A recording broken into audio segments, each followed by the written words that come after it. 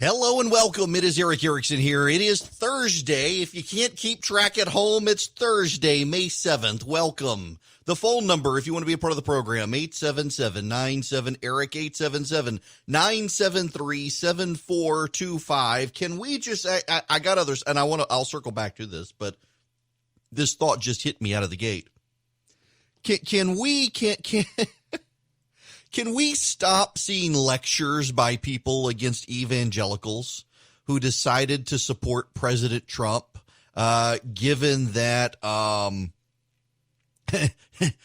we're seeing Me Too movement feminists say, hey, you know what? I'm going to go with Joe Biden. I believe he's credibly accused by Tara Reade, but I'm going to go with him because we got to stop Trump. It's amazing how they want to continue lecturing evangelicals for siding with Donald Trump, while they themselves want to go for a man who's credibly accused of doing what Donald Trump bragged about in the video, grabbing a woman there. The hypocrisy knows no bounds. But then on the left, you can't really be hypocritical because you're mostly morally relative. And so what's good for you may be bad for someone else. There isn't some sort of standard there. So, of course, hypocrisy only plays out on the right. Nonetheless, we'll get there. There's news there. Man, this New York Times op-ed. But I want to begin with this story down in Brunswick. Ahmaud Arbery being killed. I don't even want to watch the video. I read what happened in the video. This is not a good situation. In fact, I will tell you, I got an email from a listener from Brunswick. He doesn't live down in Brunswick now, but he's from Southeast Georgia. And he is, his name is Greg McMichael. The shooter in the Arbery case is also, is Gregory McMichael. And Greg McMichael and his family are getting death threats and harassment because he shares the same name as the older gentleman who gunned down Ahmaud Arbery. I want to be careful how I tread here because we do need the disclaimer up front. We have seen situations in the past where YouTube video, camera video has shown us something that looked outrageous and it turned out later not to be. And so you need to have that up front. The outrage comes based on what happened and also on a YouTube video that corroborates what happened. And we have seen situations like this in the past. And so I want to say that up front to say I have not watched, I don't like to watch these sorts of videos. I don't want that stuff in my head. But I have talked to plenty of people who saw the video who I respect, including people in law enforcement. And there's just no other way to explain this than what would back in the day be referred to as a lynching. Horrific stuff. A young black man is jogging down the road, and two men chase him, are yelling at him, begin to shoot at him. There is a scuffle, and they kill him. The older gentleman has been in law enforcement and is an investigator now for the district attorney. The district attorney's recused herself. Another district attorney has recused themselves. Someone else recused themselves after staking out the position that this was a citizen's arrest and a lawful use of a citizen's arrest power, which is a nonsensical situation here. You undermine citizen's arrest statutes by saying, in this case, with this video, I'm going to have to watch it, aren't I? You undermine that situation by using citizen's arrest. Now, for those of you, let me give you the backstory here. There were a series of break-ins in Brunswick, Georgia. An older man and his son saw Ahmaud Arbery, and I apologize if I'm mispronouncing his name, Ahmaud Arbery, jogging down the road. The father believed that Arbery was someone he had seen the night before who had his hand down his pants as if he had a gun. They concluded that he was probably the person responsible for the break-ins and wanted to ask him questions. and they began to pursue him as he was jogging. He had a regular routine of jogging, of running. He was not running from anything. He was running as exercise. And the man and his son tried to stop Arbery. They were armed. They wanted to make a citizen's arrest. They wound up shooting and killing Arbery in a scuffle. You can see in the video Arbery punching, trying to defend himself. There's a shot, another shot. He's wearing a white T-shirt. You can see in the video the shirt begins to be covered in blood as he falls back and dies. Inexcusable. Taking justice like that in your own hands, believing yourself empowered to do that, and they didn't arrest the guy. One member of one prosecutor defended it as the use of a citizen's arrest. Now this young man is dead, and his family wants justice.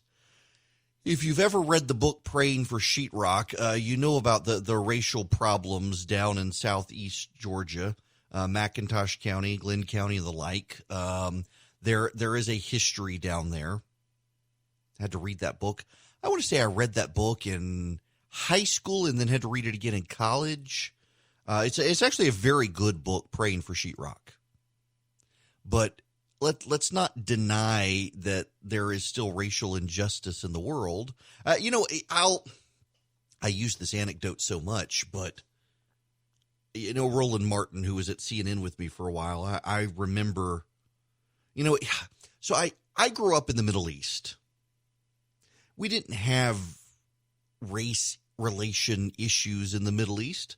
There was one black family in the school with us. Most of the kids were American or European, Canadian, lots of Canadians, Pakistani and Indian. There was one black family. Ultimately, I think there wound up being two black families. And race was something that it didn't really come up. I knew it in the abstract. Having been born in Louisiana, I remember distinctly when I was probably 6 years old, we had flown from Amsterdam to Houston on our way back to Louisiana. And I distinctly remember my sisters and me pointing out that there was a black person in the airport. We hadn't seen one, and we hadn't seen a black person in over a year. And so I'm mindful with myself that I have to work on this. It's an abstract issue for me, having grown up in the Middle East. Then to rural Louisiana, I graduated from high school where I was in a class that was majority black, but it by then it really wasn't an issue. And coming to Macon, going to school at Mercer, it wasn't. Mercer was, of course, one of the first private schools in the South to integrate. Proudly so. But I'm more and more mindful that there are a lot of friends of mine who don't recognize that there are still problems. Not everyone is racist. And I sometimes think the left tries to weaponize these issues. Like, I think it's very unhelpful on the left to pursue these claims that somehow Republicans are systematically trying to deny people the right to vote when there's really no evidence of voter suppression any more than there is rampant voter fraud in the country. And both sides try to believe it, and it turns into racial issues inevitably, and it undermines the whole thing. But there are still racial issues in this country. There are still, if you're white in this country, the odds of you getting pulled over by police on the interstate is actually less than if you're black, driving the same car in the same way. That's just a fact. And there's no reason to dispute it, but a lot of people do. They get very defensive of it. It's not to say police are racist or anything like that. It is just a situation in this country that we have to deal with. I have a friend of mine who, when we go anywhere, he prefers me to drive because he says the odds are we're going to get pulled over if he drives. And we get so tribal on these issues that we oftentimes don't recognize it. So this gets me to roll, and I remember where it really hit me As a CNN contributor in 2012, Roland and I were in South Carolina for the Republican debate. We were staying at the big Marriott in downtown Columbia. We'd gone to Charleston for the debate. We drove up to Columbia for another event. We were in the same hotel with Mitt Romney and his family, and Roland and I were doing a live broadcast at a bar in Columbia. He didn't drink, I did. And he was driving. And we were waiting for the car to be pulled up, and these tourists came up. We were both in suits, and they started handing Roland their luggage. Now, they were Asian tourists. They weren't American, but it struck me as, wow. And there have been incidents like this along the way. I distinctly remember being in New York City, standing outside the Hotel Monaco near Chinatown in Washington, D.C., and there was a man out there by me who was trying to hail a cab who was black, and they wouldn't stop for him. And I raised my hand, and they stopped for me, and I gave him my cab, and the cab driver protested. And so I've had these little moments in life where I've seen these sorts of things happen. And there are things I try to be mindful of. Like, for example, the Michigan protesters, the lockdown movement, many of them carrying firearms, rifles. If that was a Black Lives Matter protest in the Michigan Capitol where they were armed, I do think a lot of the people who were commending the protesters for showing up with arms probably wouldn't view it the same way, and they would nuance and try to distinguish and say it was the same. But everybody's got the right to keep and bear arms.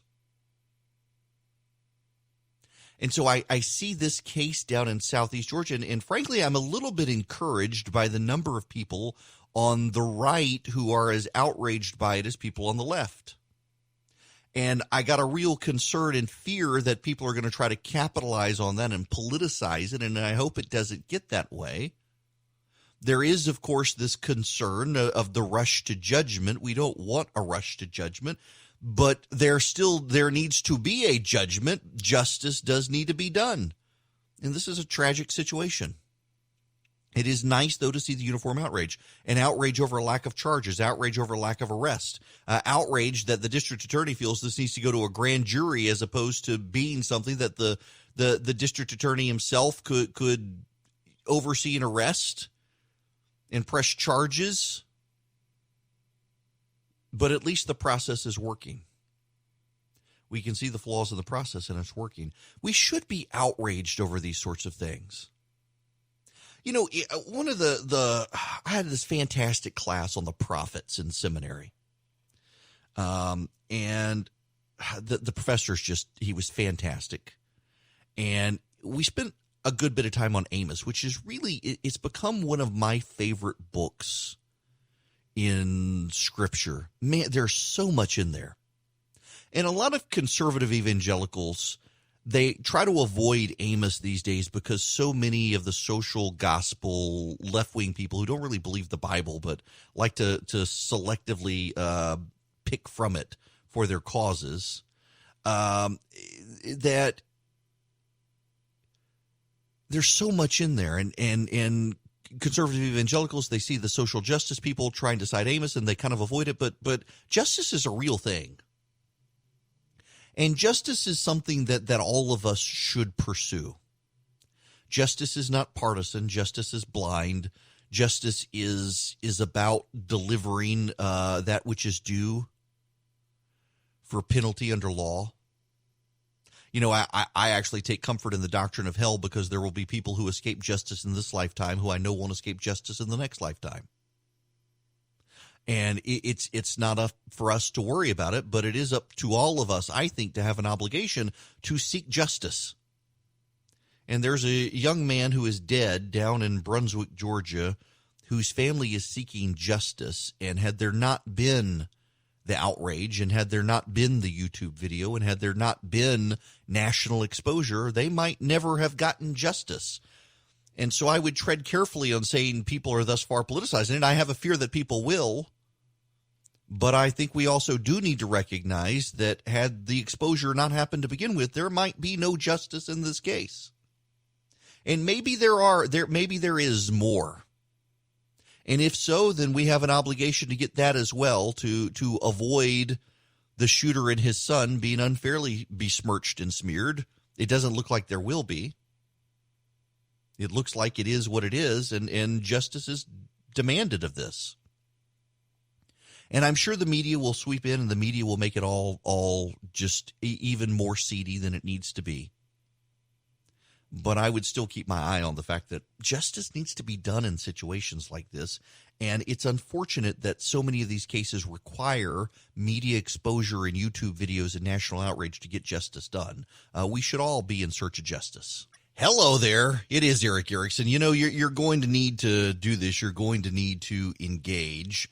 You need to text Army to 33777 because there are a number of things here in Georgia and nationally that conservative activists are going to have to rally for. I'll get to one later in the day here in Georgia. Man, the speaker, the shenanigans that he's up to.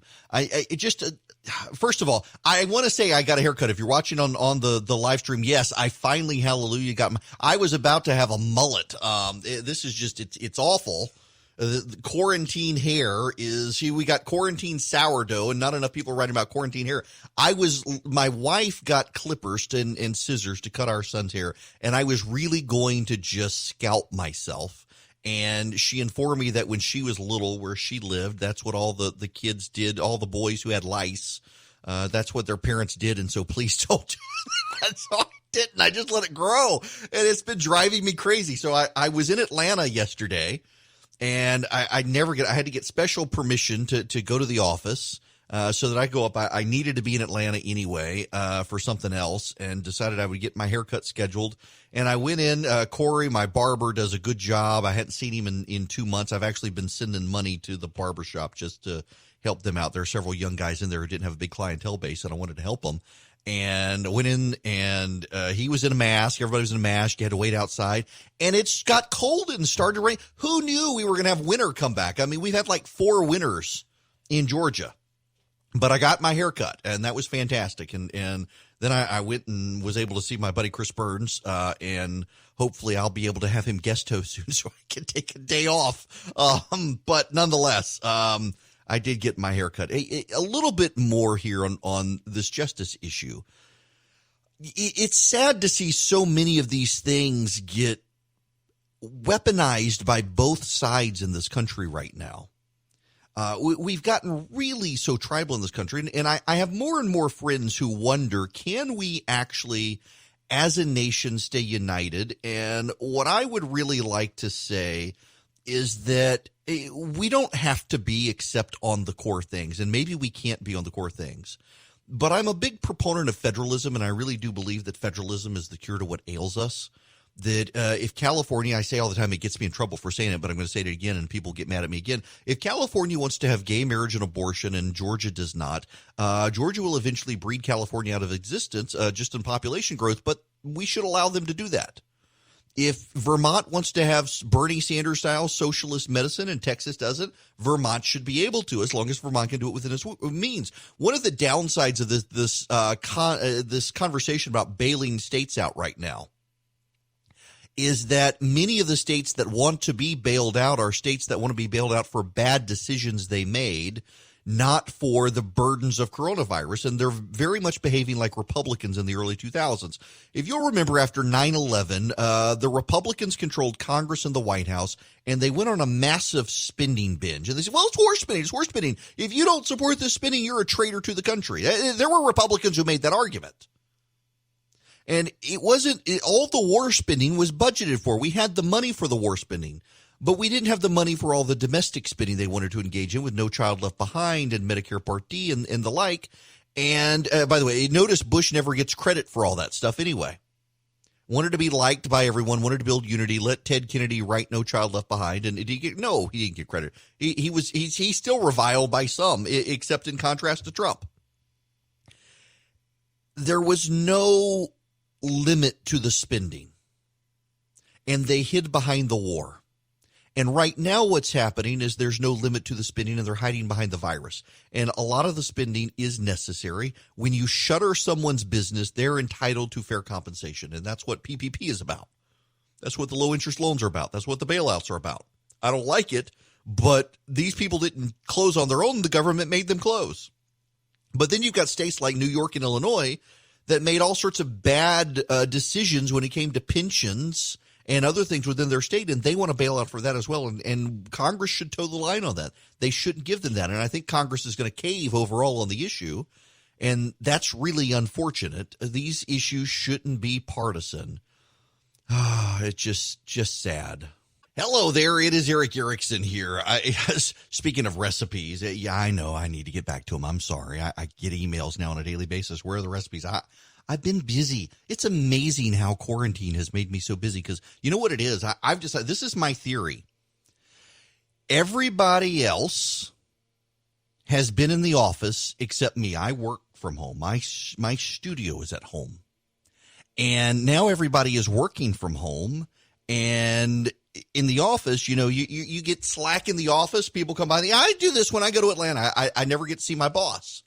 And I like I had a fantastic boss who I dearly love, who just retired, and his replacement is just as great. And I love just hanging out with the guy and talking. And so I go by, and there'll be somebody in his office, and I'll go in and I'll chat with him. And so I go to the office, and I'm not super productive in the office. It's more connection time. It's FaceTime. It's enjoying being with people who I rarely get to actually see all the time. And when I'm home, I'm working. I'm steady work. 5 hours of radio a day. I've got 4 hours in between to eat, go to the gym, and right now do all the stuff I need to do because my wife can't leave the house. And the kids are too young to drive, so I'm doing all that. I'm busy. And what I've decided is that people who are in the office and they hang out in the office and they visit in the office, they're home now and they got nobody to chat with. Well, Erickson works from home. He must be as unproductive as the rest of us. And they all call and text. I mean, yesterday, somebody, who was I texting with yesterday? A member of the state legislature here in Georgia. And he was texting me about something. I'd come up in a conversation. I had the text from him when I woke up. And somebody at his church knew that we know each other, and asked for my cell phone, and he wasn't going to give it to the person. Just thought it was funny, the boldness of that person asking for my cell phone. And he said, it must be hard being you sometimes. I kid you not. I woke up yesterday. I wake up typically between 6 and 6:30 to start doing show prep for the show. And I had I think it was 20 text messages from people. Most of them were all people on the West Coast, or one of them was in Hawaii and just completely oblivious to the time zone. But most of them were on the West Coast, and they were texting me about stuff overnight between like midnight and 3 a.m. I had these texts come in from different people over some stuff that had happened relating to a friend, and too many people have my cell phone, and they're all friends of mine. And that's the problem, is that if I change my cell phone number, they would also get the new cell phone. So I would still get the text overnight. I've got a prominent friend suggested that I just get a new cell phone. So I keep my current number and I keep my current cell phone, and I just add a new one to the plan. And I look at the old cell phone, or my current number, so to speak. I look at what my current number is maybe once a day and respond to people who have texted, and otherwise don't give out that number. And I'm thinking I probably need to be in that situation where I do something like that, because man, the number of people who have my cell phone is starting to get a little crazy. And it's the people who give it to the people who, I don't know who's giving out my cell phone number, but I'm sure none of you wanted to hear this, but here I am doing it. I got other stuff to talk about, including meat. That's right. We need to talk about the meat. Where's the beef? It is not at your local grocery store or Wendy's. Did you know a number of Wendy's they're having beef shortages having to do with their supply chain, and we're running out of meat in different places. Now, where did I put this? Did I put it in my Slack account? The Kroger CEO was on CNBC, and man, the CNBC did such a terrible job of relating this story to people. The Kroger CEO, here's the headline: customers will have meat during the coronavirus pandemic so long as they are flexible. That's what the Kroger CEO said in his interview with CNBC. And nothing he said, mind you, was wrong on this. Stop. Why are you loading an ad? Nothing that the Kroger CEO said was wrong. But it was portrayed as, here's his more precise quote: customers may not find the meat they want, but will find something to buy if they're flexible on eating between chicken, pork, and beef. And the way this was blown out, let's see, here is the CEO. Let me see if I can route the audio here. I'm doing this on the fly because I forgot that I had the audio. You, with the White House, you were involved in this joint effort with some of your competitors to try to bring more testing to this country, which is so desperately needed to reopen the economy. Where are you on this? How are you providing more tests? We continue to ramp it up. At the White House event, we were in 6 states testing. We're ramping it up to 12 states where we're testing. And one other thing that we announced this week is associates that are eligible going through the CDC guidelines on our own employees, we provide testing as well. And we think it's part of something really important. And obviously, when somebody is a COVID-19 positive, you want them to quarantine. But just for the broader population, are you opening these testing sites at Kroger stores across the country? We typically work. We partnership with Microsoft in creating a bot that uses the CDC guidelines in terms of whether you're eligible for the test or not. The tests are free, and we partner with local state governments and local and state both in terms of the drive-through facilities. And what we're typically doing is being able to use school space or fairgrounds space that's conducive for easy drive-through. That's remarkable. I don't want to play the entire 6 minutes of this, but it's remarkable what Kroger is stepping up and doing. You know, I'm a diehard Publix fan. Somebody who listens to this program who is not in a state where Publix is actually emailed me last week. They had to go check on their elderly relatives in South Carolina. And there was a Publix, and they had to go to the Publix to get the groceries for their elderly parents who have been isolated. And they said, man, I see why you like your Publix. But I got tremendous respect for Kroger. So Rodney McMullen, he's expanding testing. Kroger is going to handle COVID-19 testing in select parts of the country where they exist, which is fantastic. But they go on in this interview, and I thought I had that clip pulled up, but I didn't. But he says, let me read you the quote. If you're flexible on eating between chicken, pork, and beef, we constantly have one of those items or two of those, and usually 3. We're working with all of our meat suppliers, figuring out how to get products that were diverted to restaurants before to get diverted to our stores. We're working with new suppliers, and it's one of those things where on a daily basis, our teams are working 24/7, finding products and getting it in there for our customers. They're working also with local farms. So we've got a number of farms here in Middle Georgia, like Rocking Chair Ranch and others, the grass-fed beef and stuff that have they've supplied local restaurants and all. You can get boxes from them as all. Kroger's reaching out to these local farms around, and they're trying to source beef from them. Many of them have people who butcher on site at the farms as opposed to going to the big warehouses, and Kroger's trying to do this. So here's the problem, though. This is why I find this whole thing so funny. So Kroger, this Kroger CEO is on CNBC, and he says this stuff. One of the things where we're working with new suppliers. That's what he didn't say new farms. That's what he meant. And if you saw the full conversation, you would know that's what he meant. They're going out and they're working with small farmers who have farms. And this turned into a thing. Oh my God, they're going to serve us fake meat. Our beef could be horse. The peak sludge is coming back. People were freaked out by this because they saw it on social media and they didn't click through. This is probably one of the worst things to happen in the 21st century now is that people read the headline and they don't actually read the story. It's so easy now on social media where you get the excerpt on social media and no one actually clicks through to see what's there or not. And the whole thing just got blown out of proportion. And all Kroger's doing is being responsible for their customers. But the main point is if you're flexible on eating, and that's how CNBC headlined this. So long as, this is the headline again, Kroger CEO, customers will have meat during the coronavirus pandemic so long as they are flexible. Yeah, some people bend over quite a bit to There are jokes that write themselves that are inappropriate for my mind or radio. Shame on me. I repent. But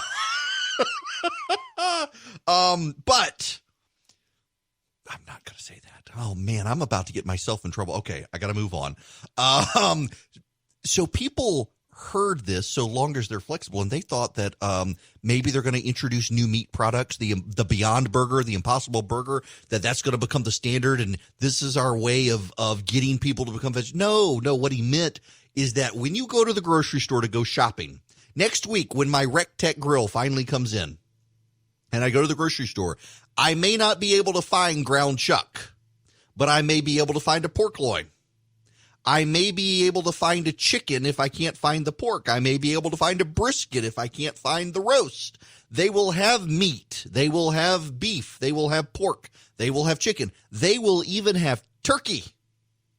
They just will not guarantee that they have exactly what you're going to go in there and look. I went the other day and I found lean ground beef, and I couldn't find ground chuck. Now, lately I've been finding the market beef, which I don't get. It's got too much grit in it sometimes, and it's too fatty for me. We're ground chuck, but my wife she's been going to the gym. She's been eating better. She's been getting lean ground beef, and lean ground beef is too dry for hamburgers. But here's the thing. If you do a panade where you soak a piece of bread and in milk, or you add an egg to it, it gives you extra protein and fat, and you can get a good juicy burger by doing that, even if you can't find your ground chuck. You just got to be flexible with that stuff. If you have to get the lean ground beef, just add an egg to it. Seriously, add an egg to it. And if you can't find beef, well, there will be chicken. If you can't find chicken, maybe there will be pork. But the idea that they're going to start introducing horse meat to the American diet, people went crazy about this conversation, and they didn't actually bother to listen to the conversation. People are nuts. Okay, let me give you the audit trail update real quick before I go any further. Just so you know where we are in the state, 31,150 total cases. I really do feel compelled to reiterate now on a daily basis that these are not the total current cases. Most Georgians have recovered from COVID-19. To beat a dead horse that's not going to wind up at your local grocery store, the reason you're not hearing about recoveries in most of the states, some of the states you are, but not here, it's because they're focused on getting people tested who may have the virus, and to clear a person and report them as recovered, you got to give them a test. And there's just not enough testing capacity. Now, where are we in the state right now? We are down to yesterday, 36 cases. I want to go, though, let me go to May 1st, because this is, I continue to be interested in May 1st. May 1st is my metric for, I'm jotting a note here just so I have this. May 1st is my metric to try to educate you on how the data comes in. Believe it or not, the state of Georgia is being attacked by some academic scientists for giving you too much information. And, I myself have said that I have a little bit of concern that there's so much information out there that it allows people to nitpick it to death, and we're not necessarily getting accurate pictures. And the state of Georgia has defaulted to giving you more information than you potentially need. The May 1st number, I think, is a good one to try to understand what the state is doing. On May 2nd, when I looked at May 1st, on May 1st, when I looked at May 1st, there were only about a dozen cases. And then by May 2nd, there were about 30 cases. On May 4th, at 9 a.m., it was 128. By the end of the day on May 4th, they were up to 158. The next morning, 179. By the end of the day, they were at 214. Yesterday morning, there were 430 cases for May 1st, and today there's 485 cases for May 1st. April 30th went up to 514. The 27th of April has gone up to 868.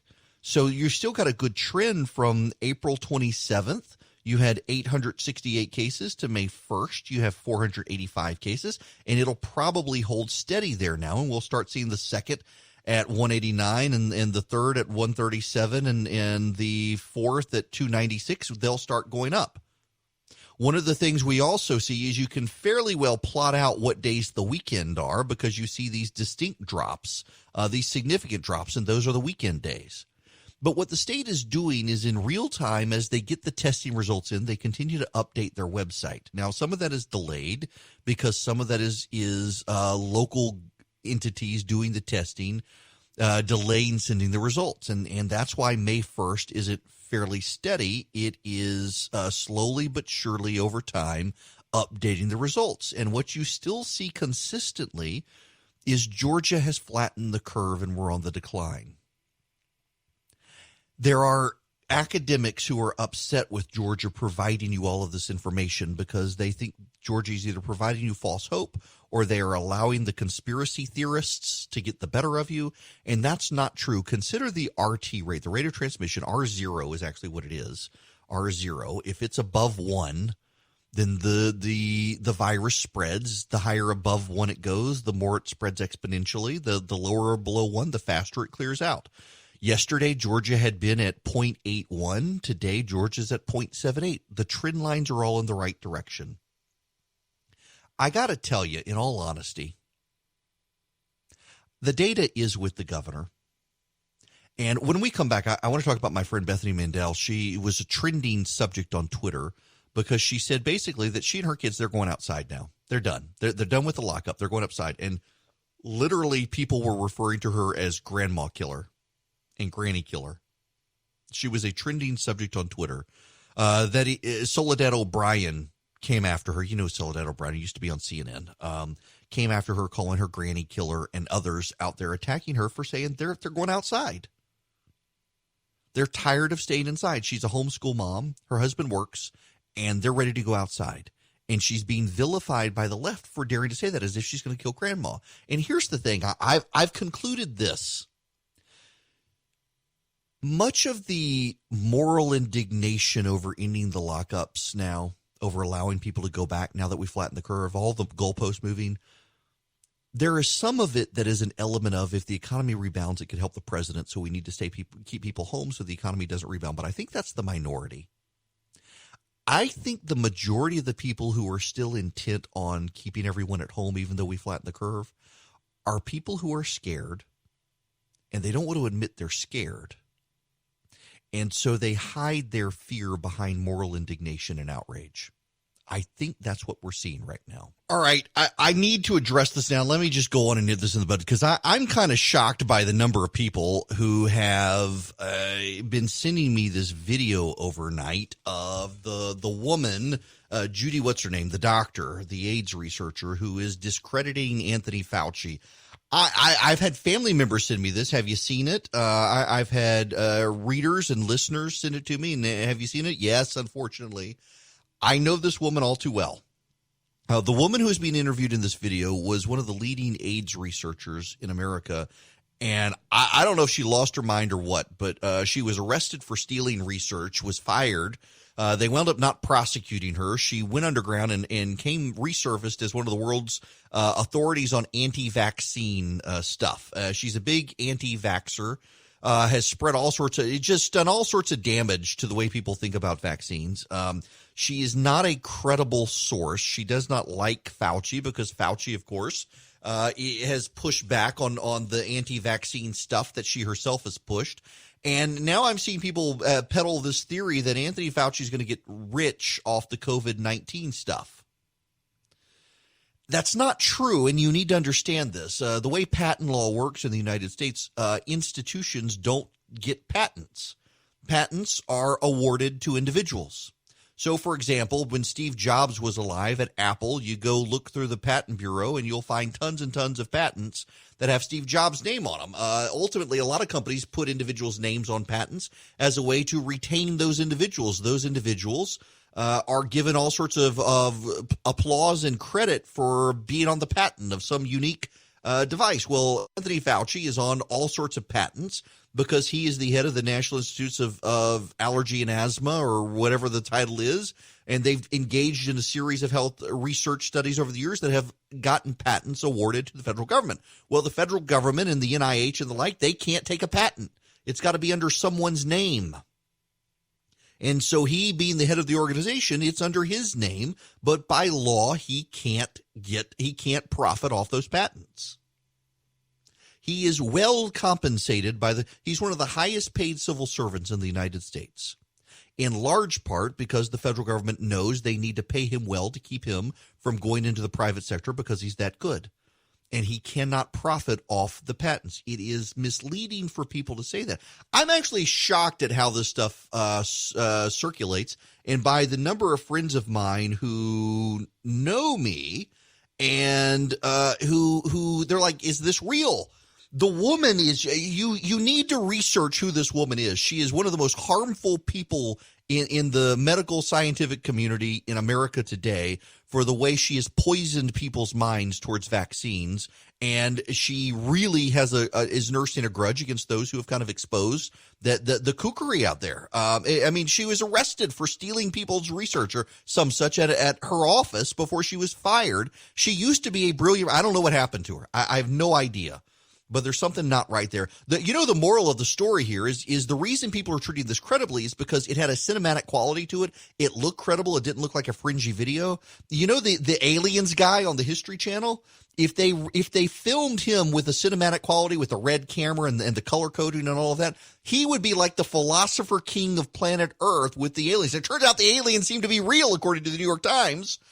But you give somebody a cinematic quality and make it look credible, and suddenly people are willing to buy the fringe and the kooks as opposed to the typical nonsense. Good gracious. Welcome. It is Eric Erickson here, the Eric Erickson Show. The phone number is 877-97-ERIC, 877-973-7425. If you're in the Macon area, you need to listen to this. I am, because I got a column in the local paper, and people keep calling to complain. They don't even want to get on the air. They just want to yell, because I had a column in the paper this week, and I said, all I've said is exactly what I've said to you people, that as for me and my family, we're staying put because all the idiots are going to go out and get Darwin Awards by doing what they shouldn't be doing out there. And I am thus far correct.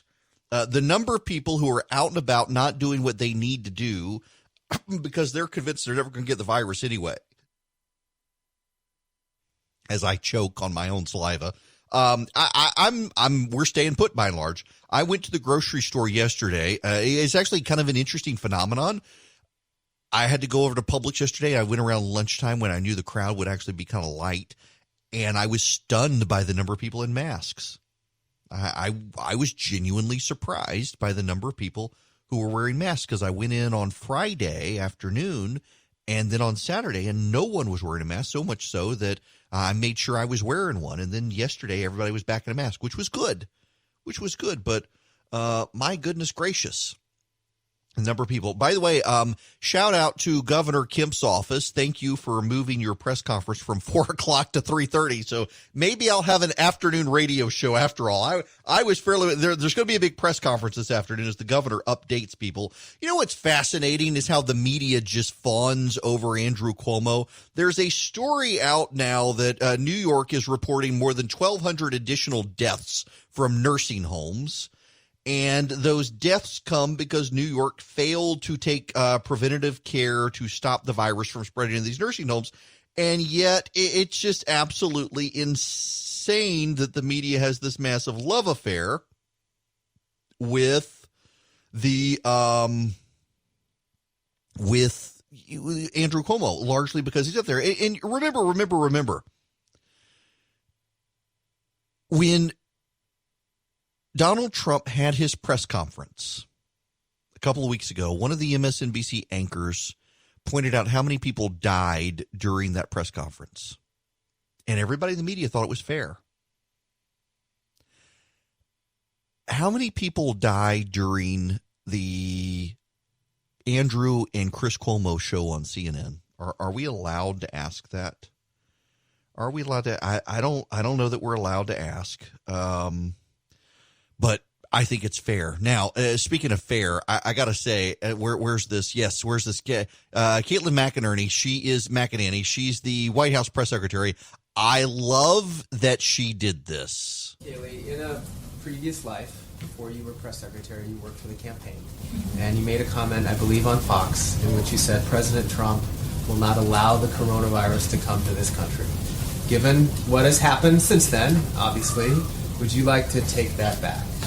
Well, first, let me note, I was asked a question on Fox Business about the president's travel restrictions. I noted what was the intent behind those travel restrictions, which is we will not see the coronavirus come here. We will not see terrorism come here, referring to an earlier set of travel restrictions.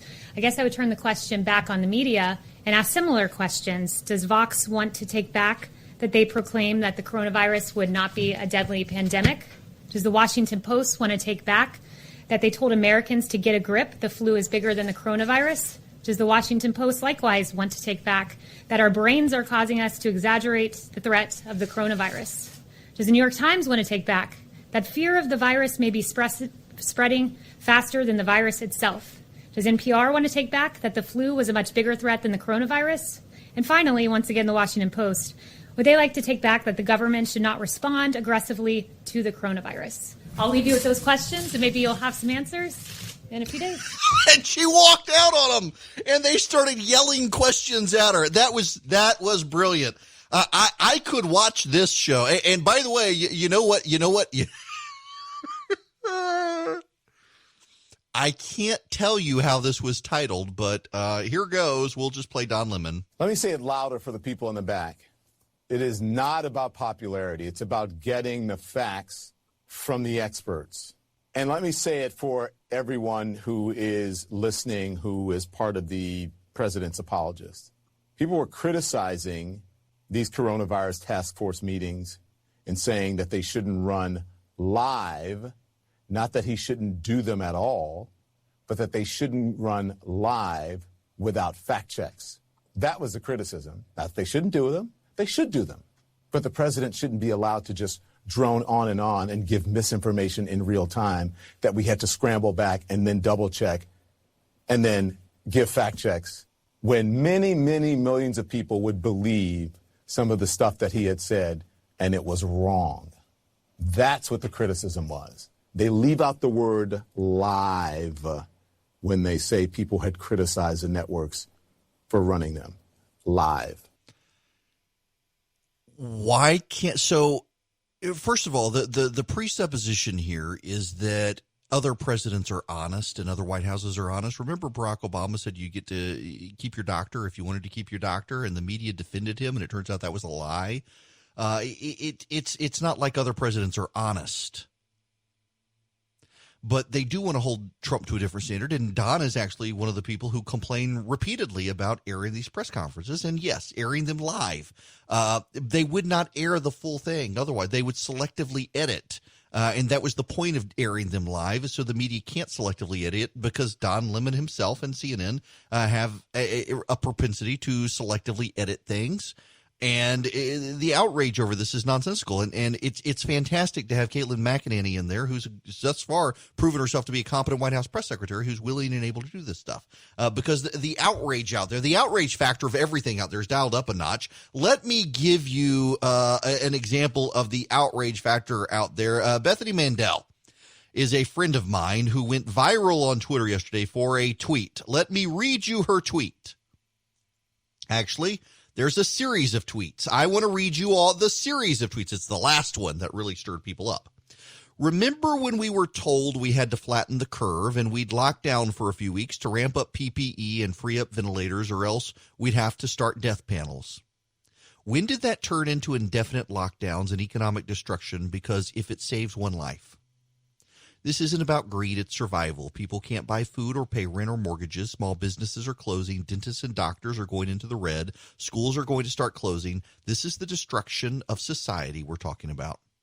There will be no pediatricians or general doctors or physical therapists or nurses or home health aides, no dentists, no zoos, no aquariums, no private schools, no restaurants, no caterers, no hairdressers, no nail technicians, no gyms, no summer camps, no daycares. We never had ventilator shortages. My local pediatric ER converted to a COVID ward and now sits empty. What are we waiting on here?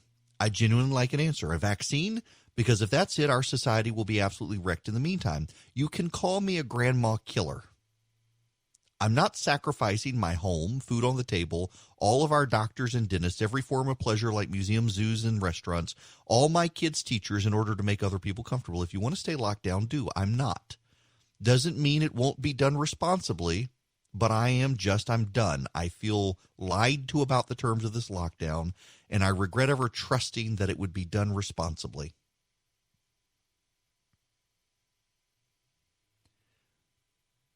What's wrong with that?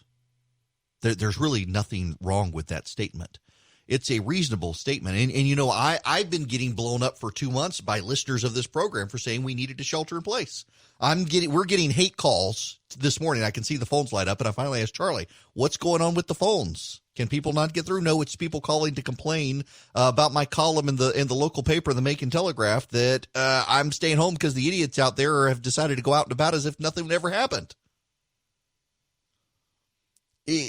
This is a reasonable position, y'all. The goalposts have moved, and Bethany's right to point it out, and she is getting eaten up on social media. Joe Lockhart, former White House press secretary to Bill Clinton, let me read you his tweet to her. You're a grandma killer, yes, but you're also a nurse killer, a doctor killer, a cop killer, a grocery clerk killer, a student killer, a 5-year-old killer, a bus driver killer, a father killer who just had a child killer, a family killer. Good people take care of their community.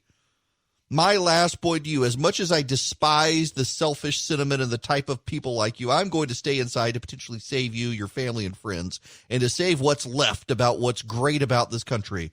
What the hell? I was told if we go, can we not go out at all? What about the governor of Colorado? He's letting people out.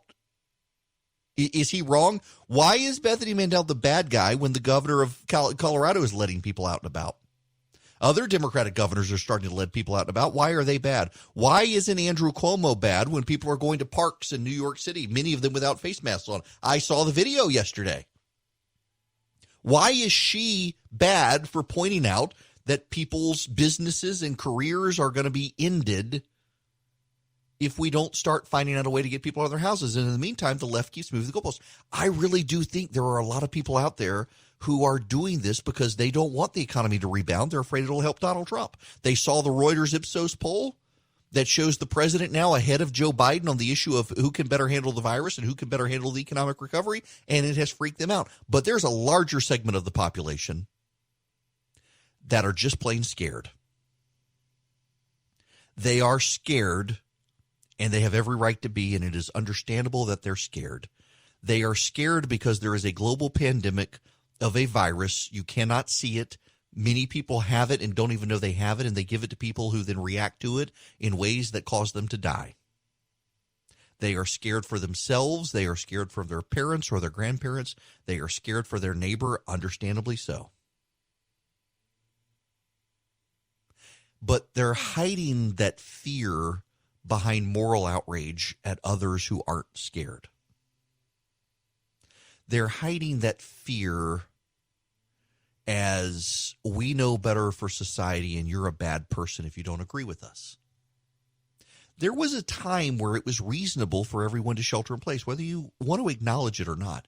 And I got a lot of friends who are going to fight for the next century, claiming that there was no reason for us to do it. Here's the funny thing now. I'm seeing people say, well, everybody's flattening the curve at about the same way, so clearly it wasn't the shutdown. No, everybody around the world is largely sheltered in place, so of course the curve is largely flattened at about the same rate.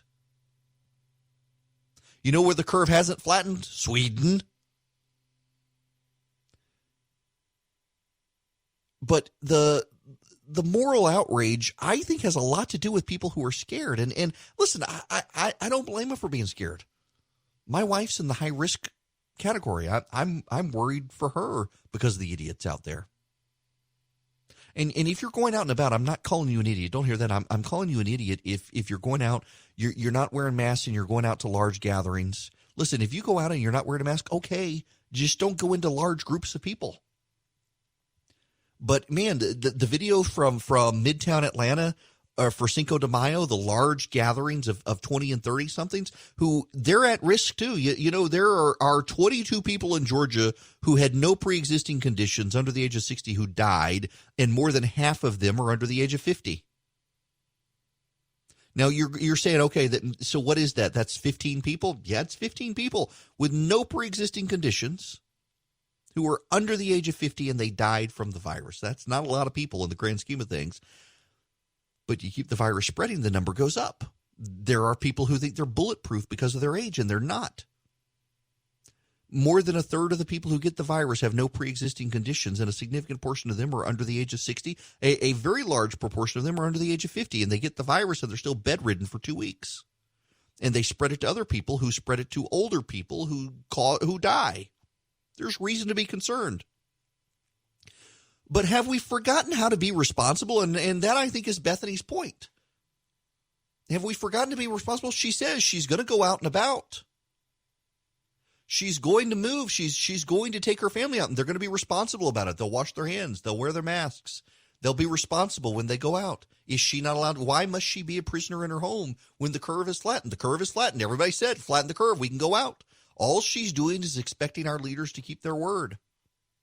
And their word was, we got a shelter in place to flatten the curve. In Georgia, the curve is flattened. The governor said it's time to go out. In Florida, the curve is flattened. It's time to go out. And the media is obsessed with beach pictures from Florida, as opposed to in Michigan, where there's been a massive new spike in Michigan, despite all the draconian measures of the governor there. And people are obsessing about the Florida numbers when Florida doesn't have nearly as many cases as Michigan or New York or a lot of these other states. It is not a coincidence at this point that the media is highlighting Republican governors in their states as the bad guys who are going to let the virus go rampant, even though they're less affected by the virus than a lot of these other states. And that's going to cause a partisan divide, and that's going to cause an ideological divide, and that's going to cause real divisions in the country because the media itself can't be responsible here. All this stay-at-home mom did, who homeschools her kids, is say, I'm worried about my doctor, I'm worried about my dentist, I'm worried about the zoos we take the kids to, I'm worried about the nail salon, I'm worried about the hairdresser. I don't want them to be permanently closed because we've moved the goalposts as society from flatten the curve to we can never go out again until there's a vaccine or a cure.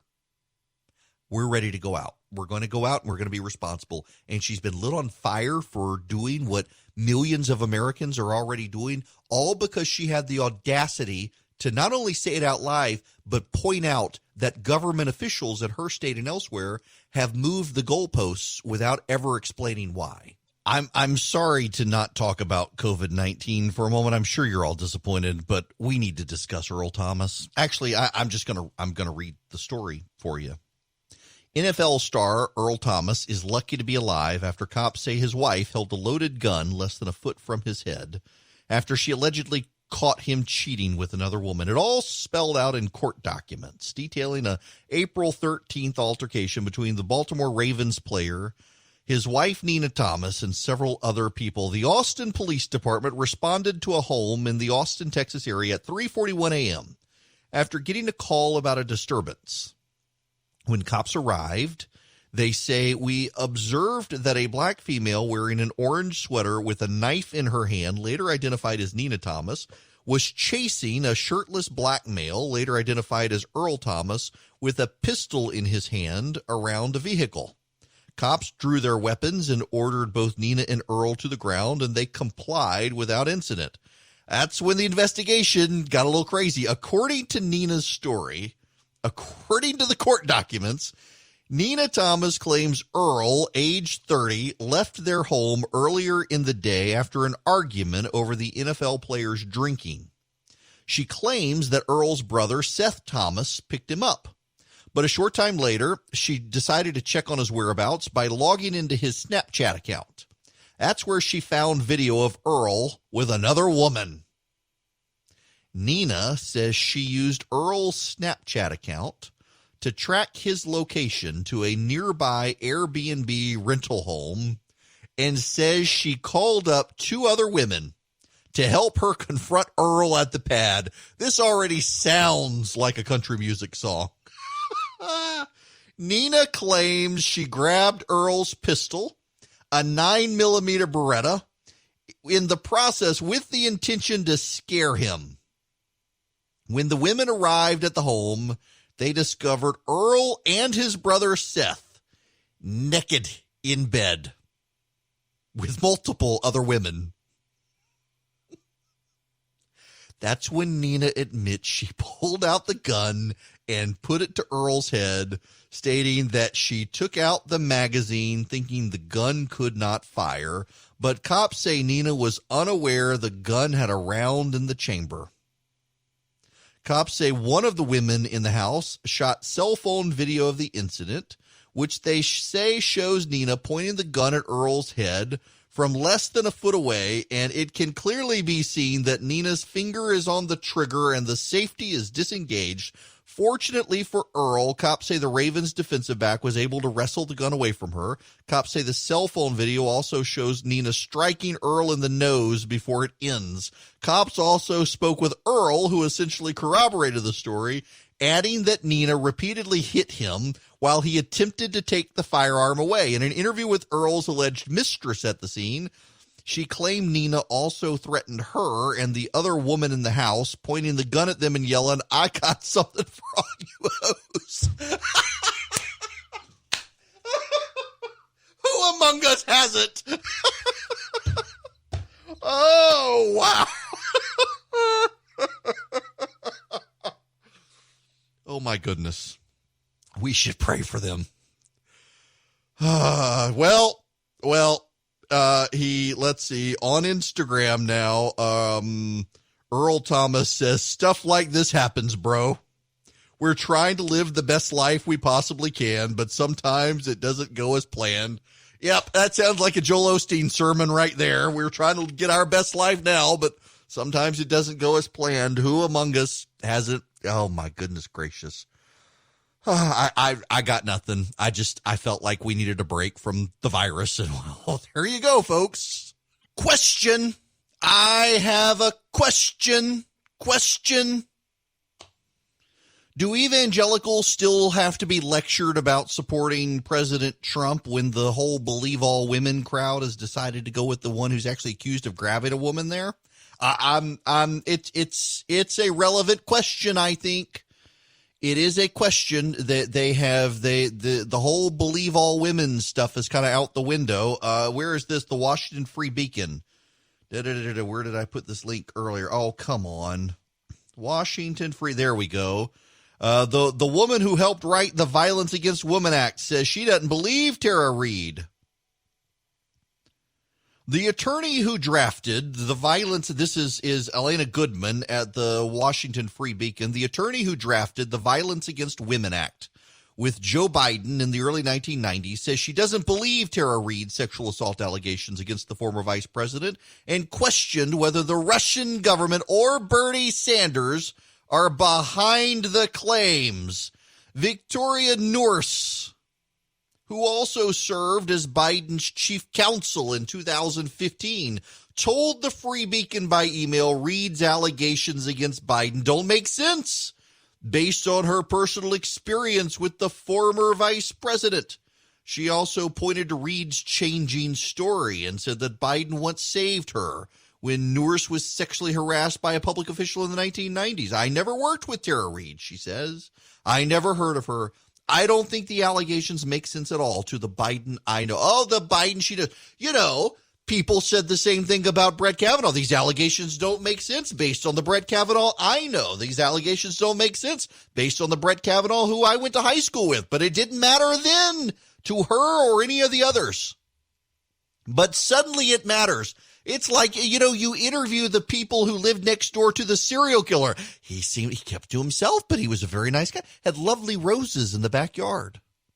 Jeffrey Dahmer's neighbors, they sure liked him. Pay no attention to the small boys in the freezer.